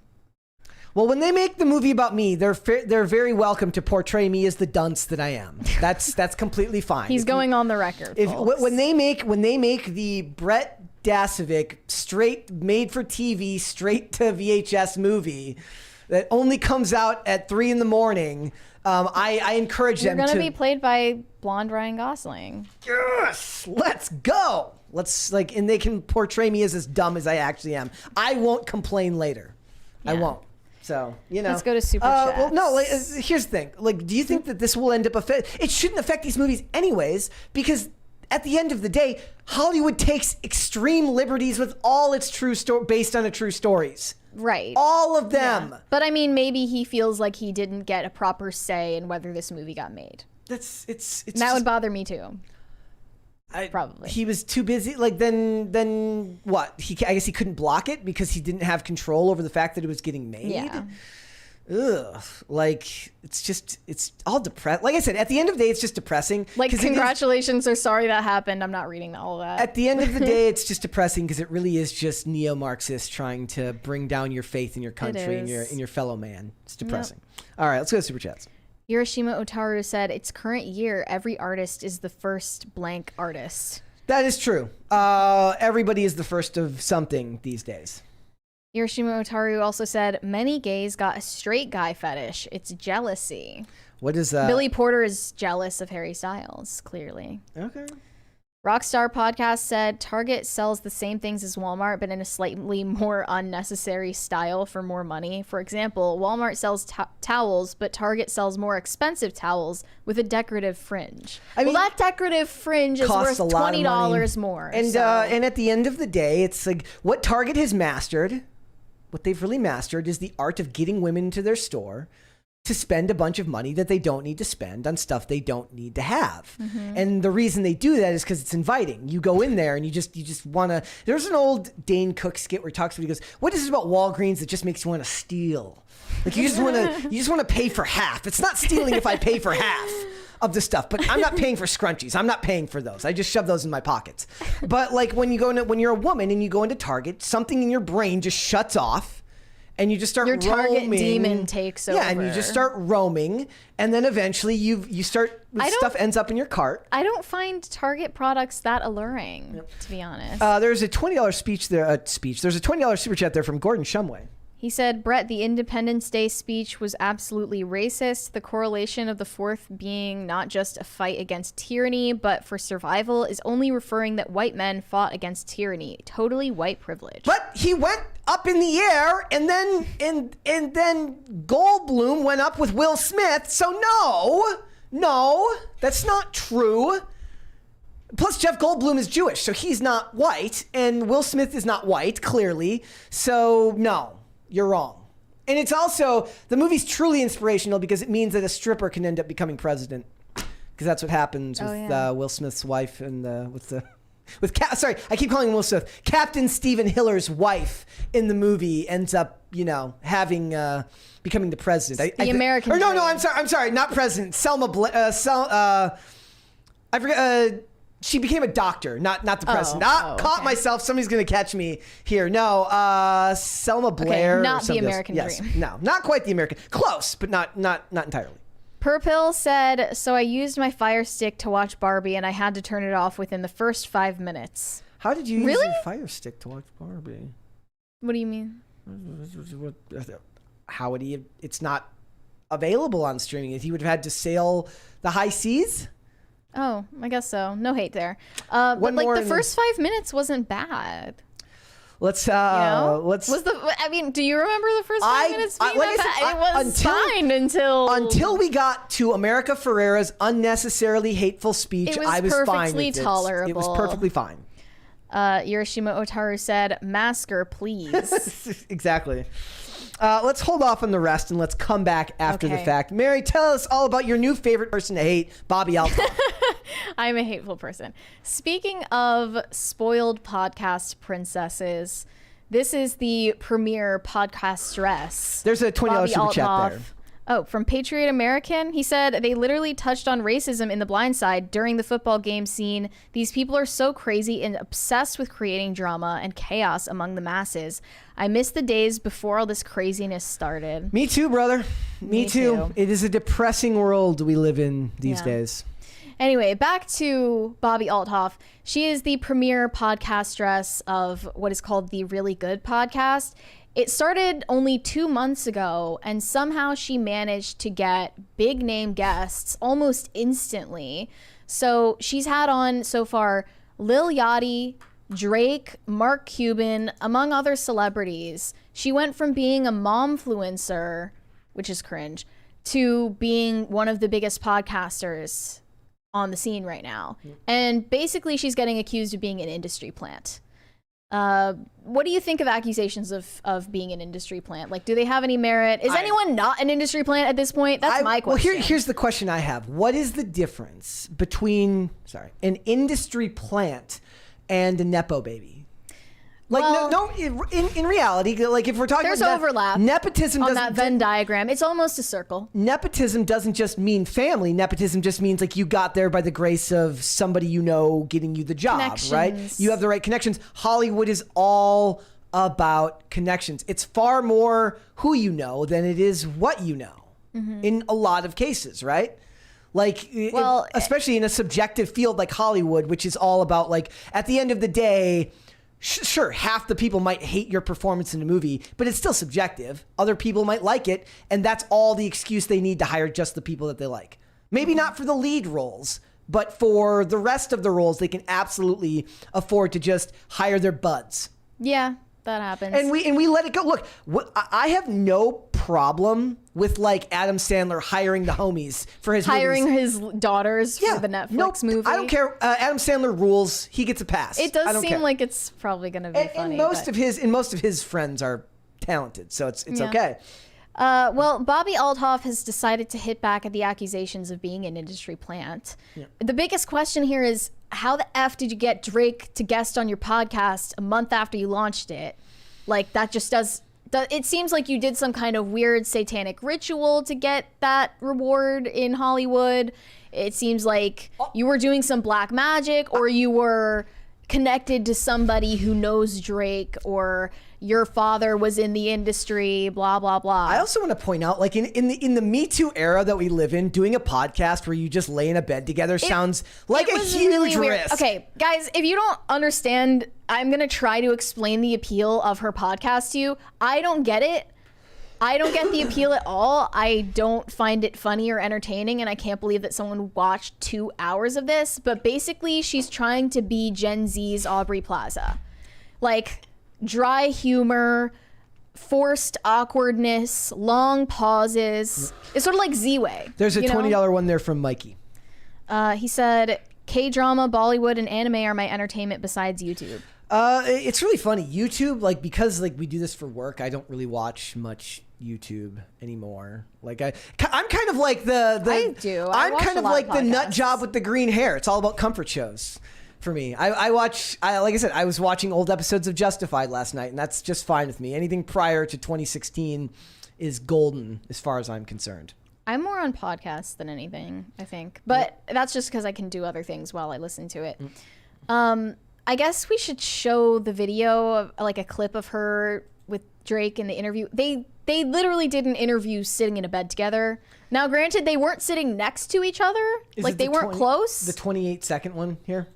Yeah. Okay, here we go. Let's watch this. Am I your type? I'd do it. Thank you. so uncomfortable and stupid. Like I do it. There's you Not an it. I know. I just felt like. Who watches this? You do it. For 2 hours. I asked, am I your type? And you said I do it. It's not funny. Am I your type? That's literally the worst type Just of humor I've imagine ever that stretching Thank on you, for guys. like 2 hours or 3 hours. Oh, that was And awful. that is her podcast. I don't get it. It's party time. Andrina says the camera quality is trash. That's not trash. What it is, Andrina, is that this podcast, this episode, has been pulled down. So what you're looking at is Right. like downloaded clips. So reposted. everyone was asking, how did Bobby Alhoff get Drake on the podcast? Her explanation is that she would post a TikTok video saying she would pay someone $300 to successfully connect her to a celebrity for an episode on her podcast. So this worked a few different times, and very quickly Drake saw one of her clips, liked it, and then she DM'd him, and he immediately agreed to be on her podcast. Sounds like just a very lucky coincidence, but now they have fallen out, and they've unfollowed. It appears that they've blocked each other on social media, and it also appears that she has deleted the episode of their interview, which kind of jump-started her career. And people are wondering what happened. There are allegations that Drake propositioned Bobby Alhoff off camera. I don't buy that for a second. And she is a married woman. So he's like, a mother of two at 26 years old. He's like, by are the you way. the throat goat? And she's like, And she was like, I don't appreciate that. That's the allegation. No proof for it, though, by the way. So she's deleted that episode, so even more people are talking about it. She also had Mark Cuban on her show and asked him to give her $20,000. Let's play that clip. Yeah, hold on. They're also sitting on the floor, which I don't understand. Not in the Mark Cuban one, is it? Yeah. Is it this one? Hold on. Is it that one? No, Mark Cuban. She asks Mark Cuban for $20,000. I just think that you should give me This one? Okay, here we go. I just think that you should give me $20,000. I mean, I could. I know you could. But it was just at a bad example. What? Because other people would ask you for $20,000? Yeah, every podcaster on the planet. Okay, let's just say right now on the record, no, he's not going to be giving me any money. Okay? And then off the record, can you give me $20,000? Like under the table, like. Yeah. You really think I'm an under the table guy? Yeah. This is an insufferable. But please. No. Like, this isn't cool. This is lame. 10,000. No. I just think that you should give. Okay. Is that like supposed to be haha funny? I'm sorry. I'm not like I just don't trust anyone that watches 2 hours of that. Yeah. Continuing. Yeah. And why did Mark Cuban go on the podcast? Doesn't he not like have better things to do with his life? It's kind of weird to think like so you think she's an industry plant? Like what does that mean? Like, I mean, I don't think she is actually, because she's actually leaned into that now. She's like releasing TikToks and videos where she talks about. She's bragging leaning about into the being- accusation to kind of make fun of it. But I think she got this offer from the same talent agency that Drake is managed by because of her interview with Drake. Yeah. Well, I mean, you could make the argument. Look, She doesn't seem to know anybody, you know? I mean, that's fine. Like that I just think it's bad. Like that's happened here. Like we've had people on the show that we wouldn't have gotten If it wasn't anything, for Tim. Like it's not calling her an industry plant. It's just like the fact that a lot of people don't know how quickly people can blow up on the internet now. You know, like maybe she's just a flash in the pan. Maybe she'll become a household name. Who knows? I just find it unbelievably. I just can't believe this mediocrity is being propped up right now. It's just to me. Like it's she's just getting millions and millions of views. makes you wonder where they come from, right? This is how you know NPCs are real. Like this is not funny or entertaining. Especially, I mean, it's fine if it's a 30-second clip, whatever. But this goes on for hours and people watch the entire thing? Yeah. Oh, I mean, a lot I feel of like I'm like on a different planet than these people. I think it's also like a lot of it's born out of like the reality TV era, which is like the awkward silences. I like reality pauses. TV. I don't like whatever this is. Yeah. Also, she admits that this is a character. She's done interviews out of character. I wanted to show some of the clips from her interview with Dave Portnoy. Is that this one? Yeah. The BFFs? That one? Yeah. All right, here we go. Your interviews, are they all off, like you do basic research and off the cuff? Like, how's that work? My basic research, about like 10 minutes before the interview, I Google them and I Literally write. that close? I swear I did like Mark Cuban. I saw on the picture right there. Yeah, I did that. Like we've interviewed Cuban. I was doing my makeup. Dave and I Portnoy was is like oh coping. God, I Like, we've should interviewed prepare him. for this. And then I was like, okay, like what do I do? And then I was like, oh, he. Like I forgot, like he did Shark Tank. I was like, what's his closing thing for that? Like, so that's my research. With Drake, I did about like 5 minutes of research. So why? That's clearly a conscious move by you. It's not supposed to be a real interview. Right. I'm not trying to like actually get, but then I need to have some things in case it gets really awkward and I don't know what to talk about, because that's happened to me where like I'm like, oh God, I didn't prepare at all for this, and then it's like I don't know what to ask, and you know they're not helping me with conversation, and then it's just like, okay, you can only do so much. It's not their job to help you with the conversation. It's literally your job to be in charge of the conversation. Yeah, like, I mean, I know that she's not, but it's just, she's not trying to be a serious interviewer or a journalist or something like that. So I get it, but is it really a joke when you're telling Drake, like, I've never heard of any of your songs, when you actually have never heard of any of his songs? Yeah. And you actually don't like him? People in the chat are currently rating her on different rating scales. I saw Miami 4, Worldwide 5. I think she's cute. I just I don't like her personality. I don't like her personality when she's in character or when she's out of character. It's funny too, because then like you'd think that since the interviews aren't real and she doesn't need to do real research, it would be more planned. It would actually feels like that would require more planning than less. Yeah. Well, I guess her character that she does is like someone who is entitled and fame hungry. People in the chat are now saying and socially awkward. Yes. Well, they I guess that does speak to Gen Z. Socially awkward does speak to Gen Z in a way, right? Like, I think maybe this is just a sign that I'm aging out of understanding what's cool these days. You hit the wall yesterday and today you're aging out. This chick is 26 and a mother of 2 and a wife. Like, I wouldn't think that she has her finger on the pulse, but apparently, like, this is what's big right now. Yeah, people love it. And of course, like anything else, she's getting accused of racism, guys. But what? Why? Drake's appearance on the Really Good podcast drew polarizing reactions from the public. Many found it hilarious, while others criticized Drake for doing an interview with a white woman and not giving the same time to black platforms. Also, one tweet said, I don't like that new interviewer popping up, Bobby Althoff. I watched her interview with Drake, and I thought it was funny until she kept ragging on African-American vernacular English and saying it's weird and makes no sense every single time he spoke it. Cut that racism out of the bit. Another person said Bobby Althoff is racist, and the culture she's creating is racist. No other explanation. Of course. Another person said, Bobby Althoff getting famous too fast. We all know how it goes. It's only a matter of time before that old racist tweet resurfaces out of nowhere. People were saying the same thing about Whatever, about the Whatever podcast. Like they said, like, why did I just open up Twitter one day and there was just endless clips of Whatever? At least that I understand the appeal of Whatever way more than I understand Bobby Althoff. Yeah. Because, you know, it's a hot button issue to talk about dating and feminism and gender roles right now. And the red pill movement is back.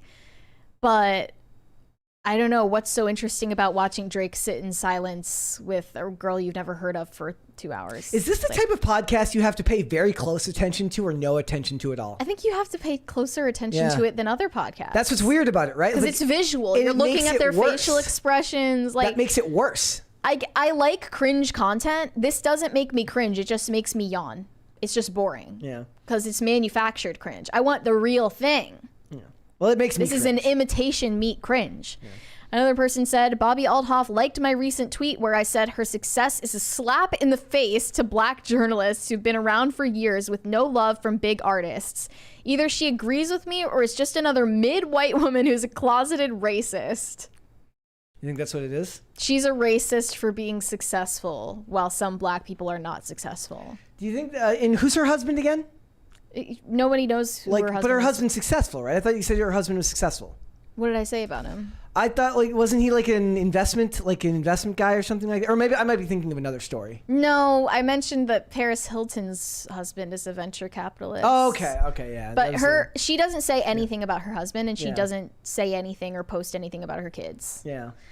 But I don't know. I really don't understand the internet anymore. It's officially gone past me. It's not, I mean, I would never watch these podcasts, but I'm not the target demographic for any of these. Am I? You are. I think I am, and it's not really hitting my dopamine receptors like it's supposed to. Yeah. All right. Let's go Super Chats. Okay. Jacob Edler said, I'm not going to take seriously anyone named Jebra who has multiple USB chargers hanging on a pegboard. What? Oh, I saw that behind there, yeah. Jebra. That's why she was holding her phone so close to her face. Yeah. She didn't want to show off her messy bedroom. Corey Anderson said, when Brett was doing that voice, I thought it was Mary doing the voice. I don't sound like that. Francisco Sanchez Jr. Oh, I already read that one. Shane H. Wilder said, just did a spit take when Mary mentioned salad. Yeah, we'll get to that. Yeah, we're almost there in the show. Carnell said, Brett's Jezebel voice work has just become my new favorite voice next to his impression of Jesse Ventura. I'm just asking questions. I have a horrible Jesse Ventura voice, but I do like, he was my governor in Minnesota, so, you know, I'm allowed to have my poor Jesse Ventura voice. Shane H. Wilder said, when you want a great actor like Jim, you're going to get that. He is a master of his craft from person of interest to the passion. Also, Frequency and The Count of Monte Cristo. Grin said, hey Siri, set an alarm for 4 a.m. tomorrow labeled as yesterday, day 12 of MABGA. Day 12 of Make American Bullying Great Again. You know what it is, guys. Is it also, but you, actually, Doll Click in the chat points out, says that she's a woman with kids. That's a good thing though, right? She's got kids. I was surprised when I found out that she used to be a momfluencer. Yeah. And I was mentioning earlier, I think it's so weird that a certain focus is being placed on her being a young mom when she only has 2 kids and she's 26. Like, that used to be the norm in society, and now it's like you're a freak who should have a reality show. Yeah. Like, 26 is not that young if you look at human history to have a couple of kids already. She'll probably end up getting the Tiffany Gomez interview, I bet. It'll make me sad, but she'll end up getting the Tiffany Gomez interview. It'll break my heart. Yeah. It's going to break my heart. Yeah, it's sick, really. All right, let's hold off on the rest. Let's hold off on the rest, and we'll come back after we talk about Taryn Manning. Somebody said that you wouldn't be able to pick Taryn Manning out of a lineup now that people are complaining about her. I would have been able to pick Taryn Manning out of a lineup. She is from Orange is the New Black. She plays Steve McGarrett's ne'er-do-well sister on Hawaii Five-0, and Taryn Manning had an absolute meltdown in her car. And she's basically talking about how she had an affair with a married man. Did she not? She tossed his salad. Taryn Manning has admitted to the world. I had to explain to Mary what I learned tossing. This today. I had to explain to Mary what tossing salad was. This is specifically a prison-related term. There was no Jell-O or syrup used in Taryn Manning's salad tossing. Therefore, it's not salad tossing. But let's play the video so they know what we're talking about. Is the term specifically about prisoners? Yes. So it's really just fitting that she was on Orange is the New Black. I'm just saying it's kind of weird coincidence. Let us watch the meltdown here, guys. So we're going to show you this clip. She had an affair with a married man, and then she goes on this bizarre rant. Let's watch it, shall we? Here we go. So I had to pull over because I'm just like, I don't want to like cause crashes because I'm just so rooted right now. So she's not doing well, folks. She's not. The man that I've been messing with is a married man, and every night, well, for about 3 nights in a row, or even maybe there's a night in between, I was licking his butthole. Yep. Because he liked it. And I didn't mind doing it. Does that bother? Is that weird? Yeah.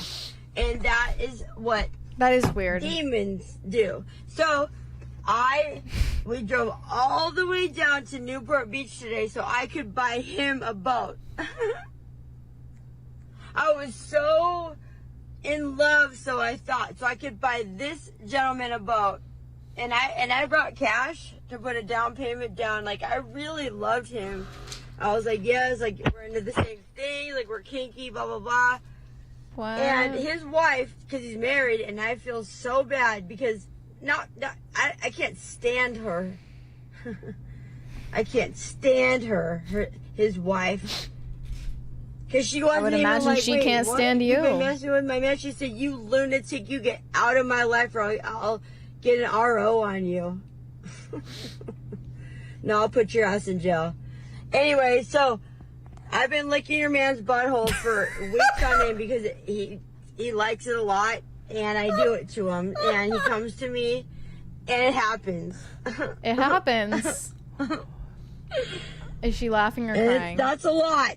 I know it's a lot of information, but I'm the lunatic, right? Yes. No, I'm just single. Very single. And ready to mingle. And he came to me. So you don't accuse me of being a lunatic, but I'll tell you one thing, lady. You want to put me in jail?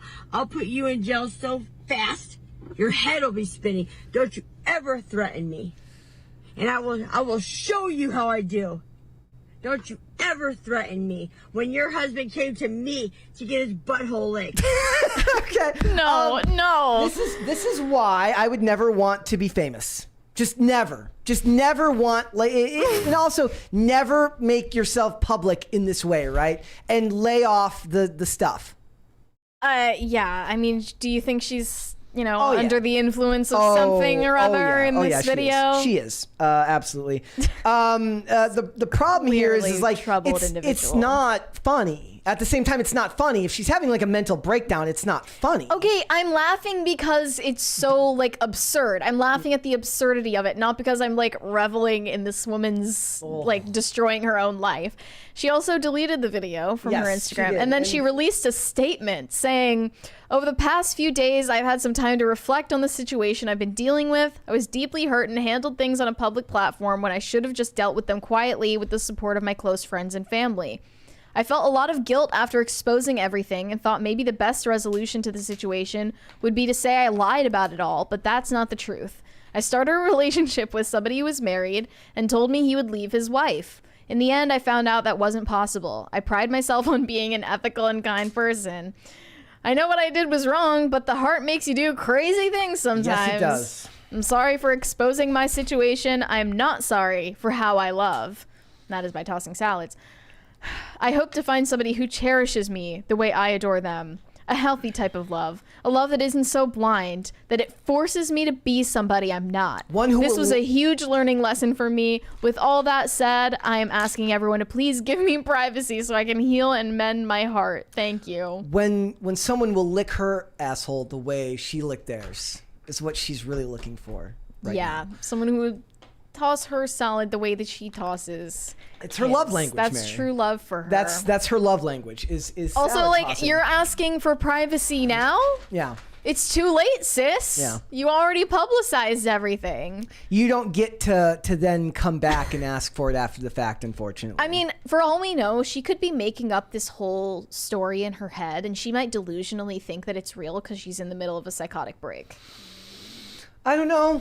I feel bad for her if she's going through something really rough. I'm not happy with the idea that she like cheated on, or she like knew she was, she wasn't in a relationship, but the dude was, and she knew that, and she's doing it out of spite because she doesn't like the lady. What if this never happened? Yeah. Oh, I think it happened. You think? I think it happened, yeah. Because people can live in delusions and be convinced that what they're seeing and thinking is real happened, and it didn't. I don't know. Yeah.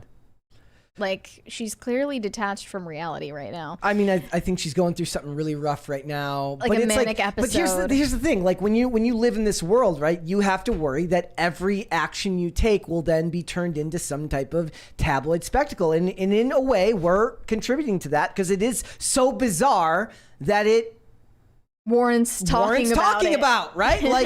I do wonder if this would happen to like a person who like worked a 9-to-5 job, right? Look, you work a 9-to-5 job. This is what happens when you don't give actors from Netflix shows 10 years ago the residuals they deserve. The Orange is the New Black actresses have been complaining about this, and they're not being heard. They're not getting the foreign residuals how is that they that deserve. How is that possible when every minute that show is being streamed? And this is the desperation this woman has been pushed to. Now, I'm not sure how she can afford the boat for this married man that she wants to be with when she isn't receiving the residual checks that she deserves. But it's really... How does she buy a boat if she's not It's a getting her senseless residuals? injustice, if you ask me, Netflix. How does she buy a boat if she doesn't have her residuals? I need to know. Where's the money coming from? I wish I knew as well. Yeah. So let's play this other video she put out there. No one is talking about this one. Okay. Here we go. From the 2-minute, 10-second mark, right? Yeah. Okay. When they don't like me, they say the cruelest things about me, like I'm a grifter or a drifter. Same. I Same had to girl. look it up. And I'm a gaslighter. I had to look that one up. And I'm a Jew hater. I'm like, are you kidding me? My very first manager was a Jewish man. I watched both his boys get circumcised, as was my second longest manager. How dare you speak to me or speak of me like that? What a mistake.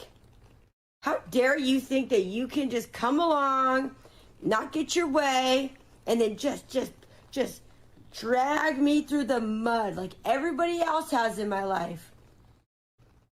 Just abuse me like everybody else has in my life, and use me, spit me out, and throw me in the garbage can.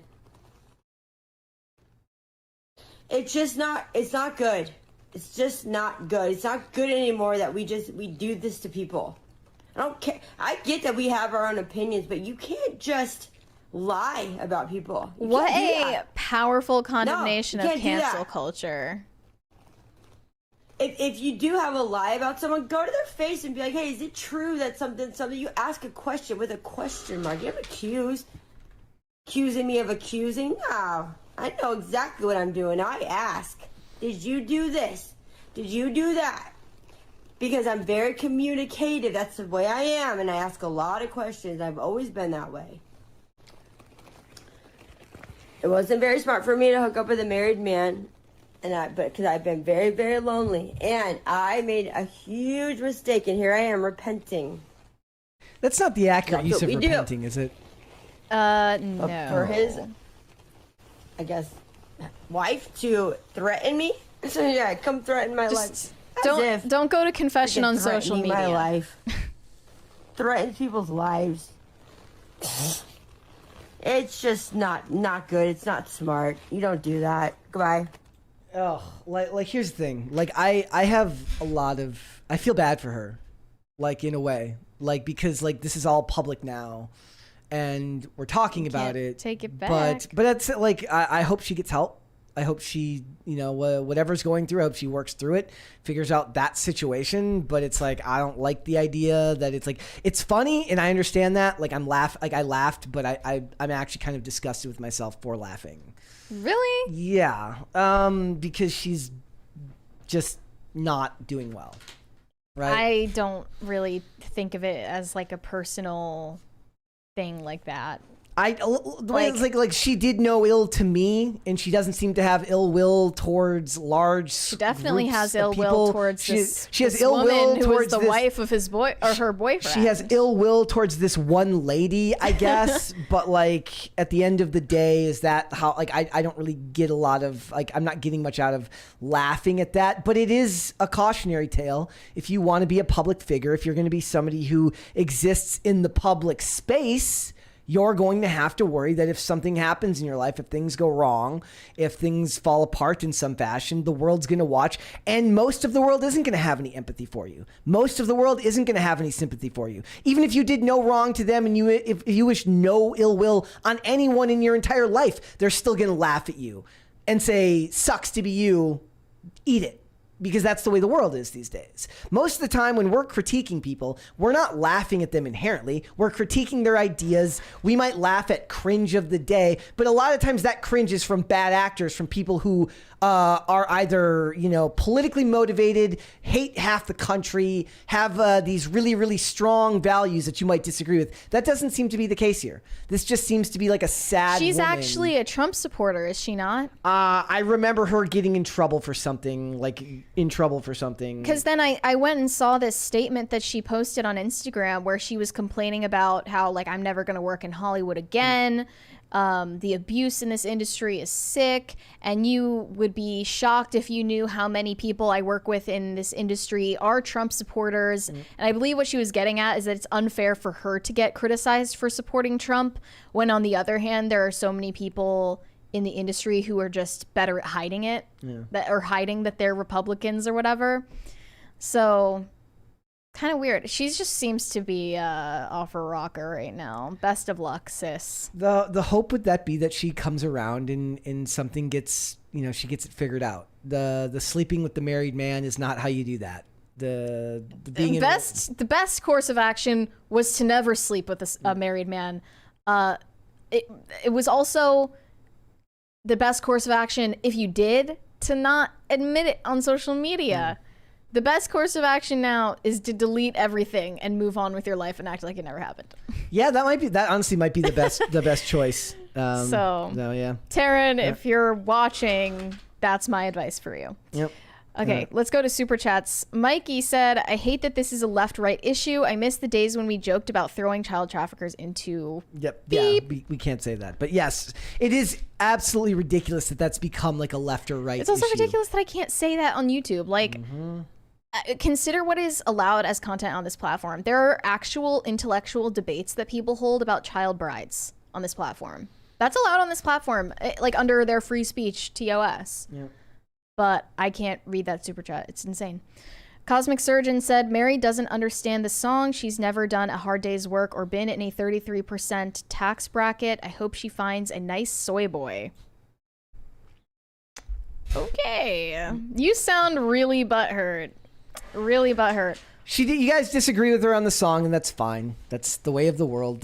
People disagree with stuff about everything. I'm sure people have disagreed with plenty of the things we've said here today. That's what I like about being in this space most of the time, is people are willing to just agree to disagree and move on to the next topic. This is what I'm saying, though. It sounds like a weak message of Nietzschean resentment. It sounds like you just hate people for having it better than you. Which is what you're projecting onto me right now, which is, basically the same as screaming white privilege at somebody. Like, you're mad at somebody because of a perceived privilege that they have over you, that they were given, they didn't deserve, and you wish you had it, but you are assigning some moral evil to them for having it. And whether or not that's true, I mean, because you don't know my background at all. Yep. I could very well come from the 33% tax bracket. Whether or not that's true, it's irrelevant because it reveals more about you and your defeatist, weak mindset in life. Get well soon. Jealousy is a disease, bitch. Get well soon. Tom Bobbitt said Forrest Whitaker or Steve Buscemi should have starred in The Blind Side. Those guys have pro gamer fields of vision and can see around corners. Yes. Forrest Whitaker with his great vision. Boosted Yogi said, I hope you freshen up your Brazilian jiu-jitsu, Brett. You're going to have to fight Phil for Tiffany. Well, Phil will probably win. Phil wants Tiffany now? Since when? It's not fair because Phil is famous and a rock star, so I'm already at a disadvantage.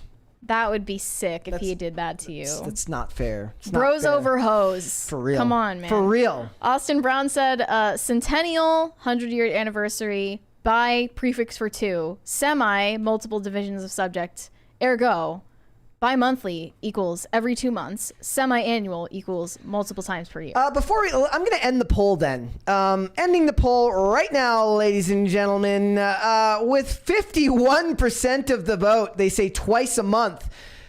48% of the vote say every other month. And then again, I'm just going to point to this graphic again. This was Google saying this, not me, that said, adjective, bi-monthly, done, produced, or occurring twice a month or every 2 months. So really, either. But why is Google correct? Because we've granted Google that level of omniscience. That's worrying. Yes, it is. Corey Anderson said, Mary, when are you getting married? I'm going to get married whenever God wants me to get married. I'm pretty much done worrying about that.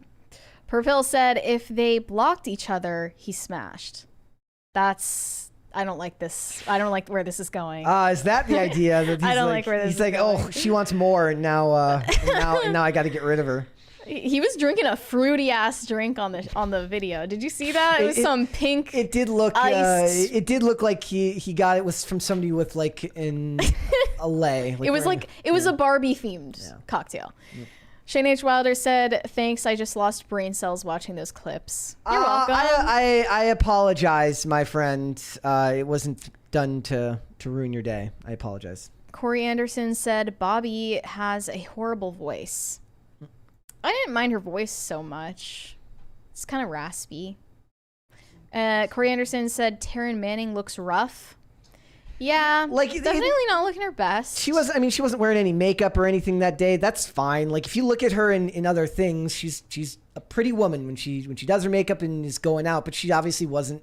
We were debating about like what picture of her to put in the thumbnail, and you're like, I don't know. The screenshot from the video doesn't look good. And I'm like, she literally posted it. Like she probably is fine with it. Shane H. Wilder said, when she said that's what demons do, at least she's self-aware. I'm gonna go dunk my phone in holy water now. Well, that sounds like a good plan. Just make sure you have holy rice. I'm sorry. Save your phone afterwards. Please tell me there's actually holy rice. No, that would be amazing. I mean, I guess you could bless rice, but it would be amazing if there was holy rice.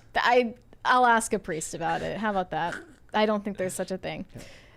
DC and C said Bobby is funny in a British way. Americans think the sitcom Friends is funny, and that's just objectively not funny. Do you guys like Ali G interviews? No, but I like Borat was fine, but meh. Like none of that was really my humor. I'm not into Friends or whatever Bobby Althoff is doing. Boosted Yogi said, "Respect my privacy." Yes, you have to respect your privacy. Tom Vomiter said, "I'm extremely disappointed in the content today. So guys, what's the social media page for salad tossing lady asking for a friend?" I can give you that right now. So are you trying to slide in the DMs like it's just Brett is with Tiffany? It's just Taryn Manning on Instagram. TarynManning. Well, there you go. I wish you luck with that. Good luck, Perturbed Alpaca said, "Isn't bi-weekly twice a month?" This is the same debate. It's the same debate, and we had the debate, and like I said, it was what was it? Who won? Who ended up winning? Well, are you gonna end twice a month? I already ended the poll. Oh. Twice a month won with 51%. Every other month came in close with 48%. Close, but very split. Very split, just like the days. If it's split between two. Perturbed Alpaca said, "Also, it's double plus ungood that we can't talk about beep anymore." Yeah, I agree. That's ungood. Yeah. Hiroshima Otaru said, "Disagreeing is one thing, but personal attacks are gay." Are we talking about what are we talking about now? I don't know. Are we talking about That's what I'm saying. I wanted to draw the attention to for the Taryn Manning topic that, like, look, she's in a rough place, but this is the downside of the money to be made in Hollywood, right? Is that now everything you do is up for public consumption, and it's really not just Hollywood anymore. It's all people who decide to promote put their social media presence first. Anybody, and I'm not saying that's what she's doing, but I'm saying like them as well. Yeah. People in Hollywood, people that are part of the machine. As soon as you're any type of public figure, it's great when it's going good. It's not so great when it's going bad. And unfortunately, when it goes bad, it's never fun. The smartest people in Hollywood are the ones who have people that they hire to do social media for them, so that they can live the luxury of not being on those platforms. Yep. Shane H. Wilder said, "If you can bless bacon, you can bless rice." Can you bless bacon? Is that a thing? You can bless anything. I don't know if it makes it the equivalent of holy water. But I mean, sounds fine to me. Corey Anderson said, "Mary, saw you ordered the boots." I did. I did. It says they're going to come in September, so I'm going to have to wait a few weeks because they're in China right now. Yeah. But I'm really excited. All right. I'm going to look like the monkey from Dora the Explorer. You know, Boots the monkey. Are you excited? Yeah. Are you going to wear them? So you're going to wear them for an episode?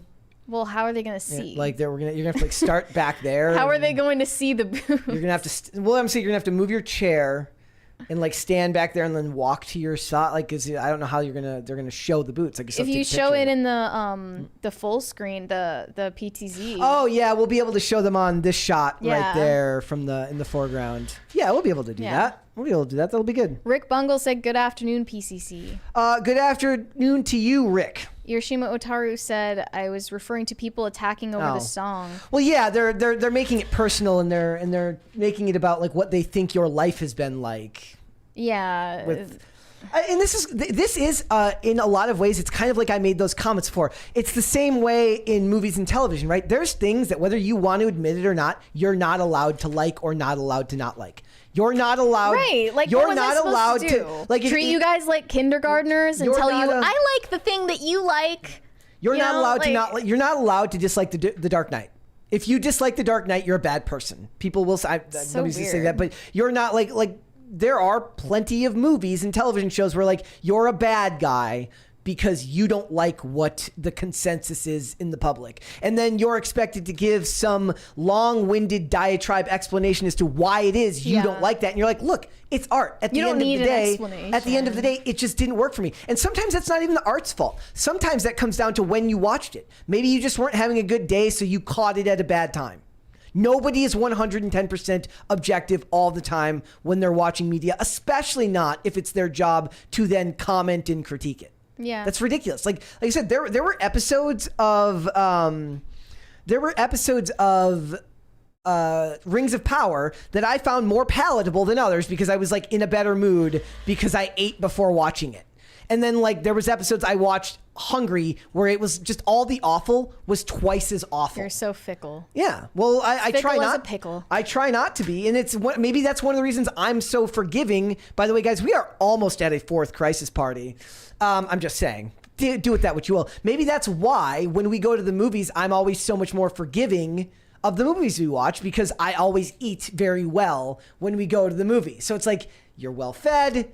You're at the movies, all your attention is there. Maybe you're just more willing to give it the benefit of the doubt because you're in a better place mentally. That's when Brett walks out and he says, "I liked it." I liked it. Like in exactly that tone of voice. I liked it.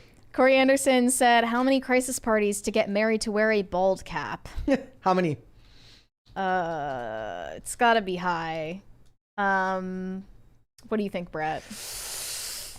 I don't know. That's up to you. It'd be really hard to do that too because I have a lot of hair that I need to flatten and cover up. I'm gonna look like I have an alien head, like a bulging alien head. It's gonna be great. It's gonna be fantastic. Oh, you already think it's gonna happen? But how many parties? You have to pick the number. What is our record again? 35.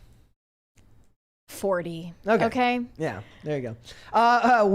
Willie H. Lowe says bring some alcohol in. Well, I can't bring alcohol in to the movies because I can't drink, but like I get the people that do that. It probably makes it a good time. Though then you probably have to go to the bathroom more. I don't know. I don't really like drinking if I'm not interacting with people, so I don't know if it would really enhance my experience. Superhero Movie says, Brett, you have to get Tiffany Gomez on the show. Ask her what she saw. I have submitted my request, my friend. I sent her an email. I'm sure she's getting a ton of message and requests, but she's gonna see you in the crowd. I know. She's gonna point out. It's so funny because they see the people see the Redditing I was doing yesterday and think I'm like actually like sitting over here obsessing about this woman, but if that means I have to fight Phil, then so be it. It's not gonna be pretty. Yeah. But we're gonna stream it. It's not like I said. It's not fair though because he's more famous than me, so he would get preference, I think. Corey Anderson said, "Have y'all thought about doing a BTS video for members only?" We've put up some of our past movie reviews on the members. Long time ago. But we stopped doing that because we just wanted as much content on the channel as possible. Well, people were complaining that we weren't doing enough movie reviews. And we're like, it's because it's behind the paywall. And we've got Blue Beetle this week. Yeah, we're going to be reviewing Blue Beetle on Friday, unfortunately. Not looking forward to that one. Mary's not excited about Blue Beetle. Neither is Brett. I'm just so excited to go see Blue Beetle. I mean, You're just a DC boy. I'm just well, people say that too. That's what's funny about it. But that director seems to be going out of his way to do whatever he can to just sour everyone's What did he say? He said, Oh God! Like, let's pull it up. I want to see Go ahead. what it was. Air your grievances. Yes. Perturbed Alpaca said, movie idea: vampire hunter who poisons his vamp victims with different foods blessed by various religions to maintain his cover as head chef for some 5-star fine dining. Yeah.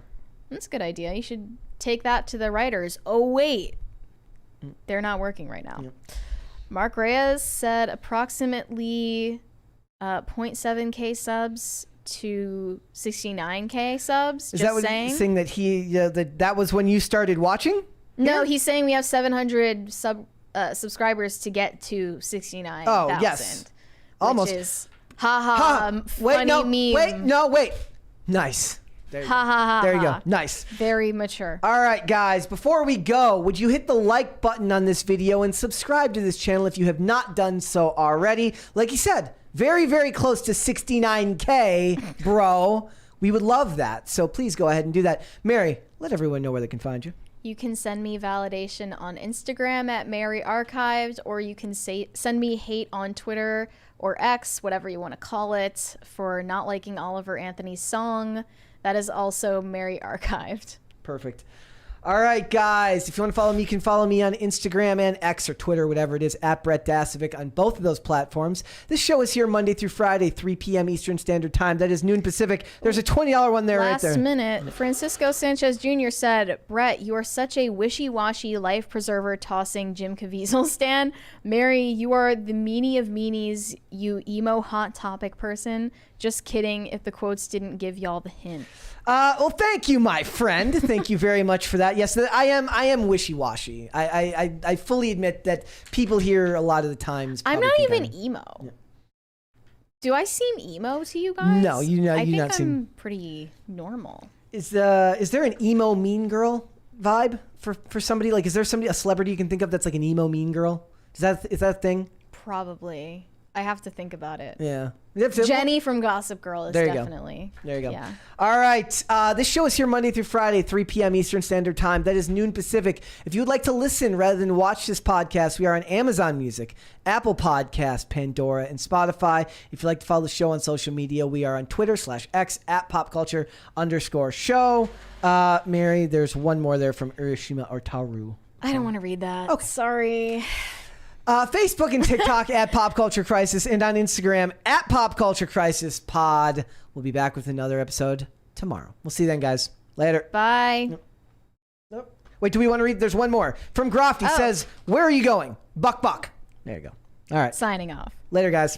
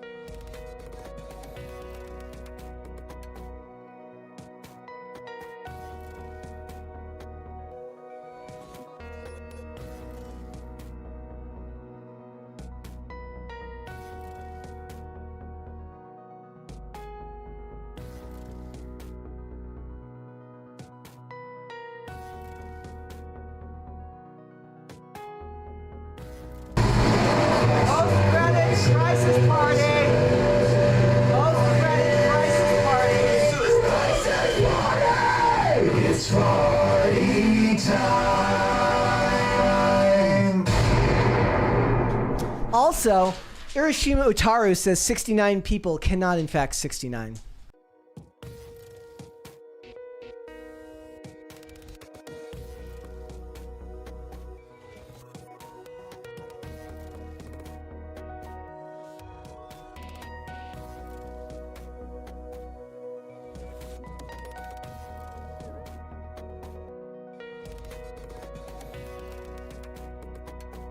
Got him.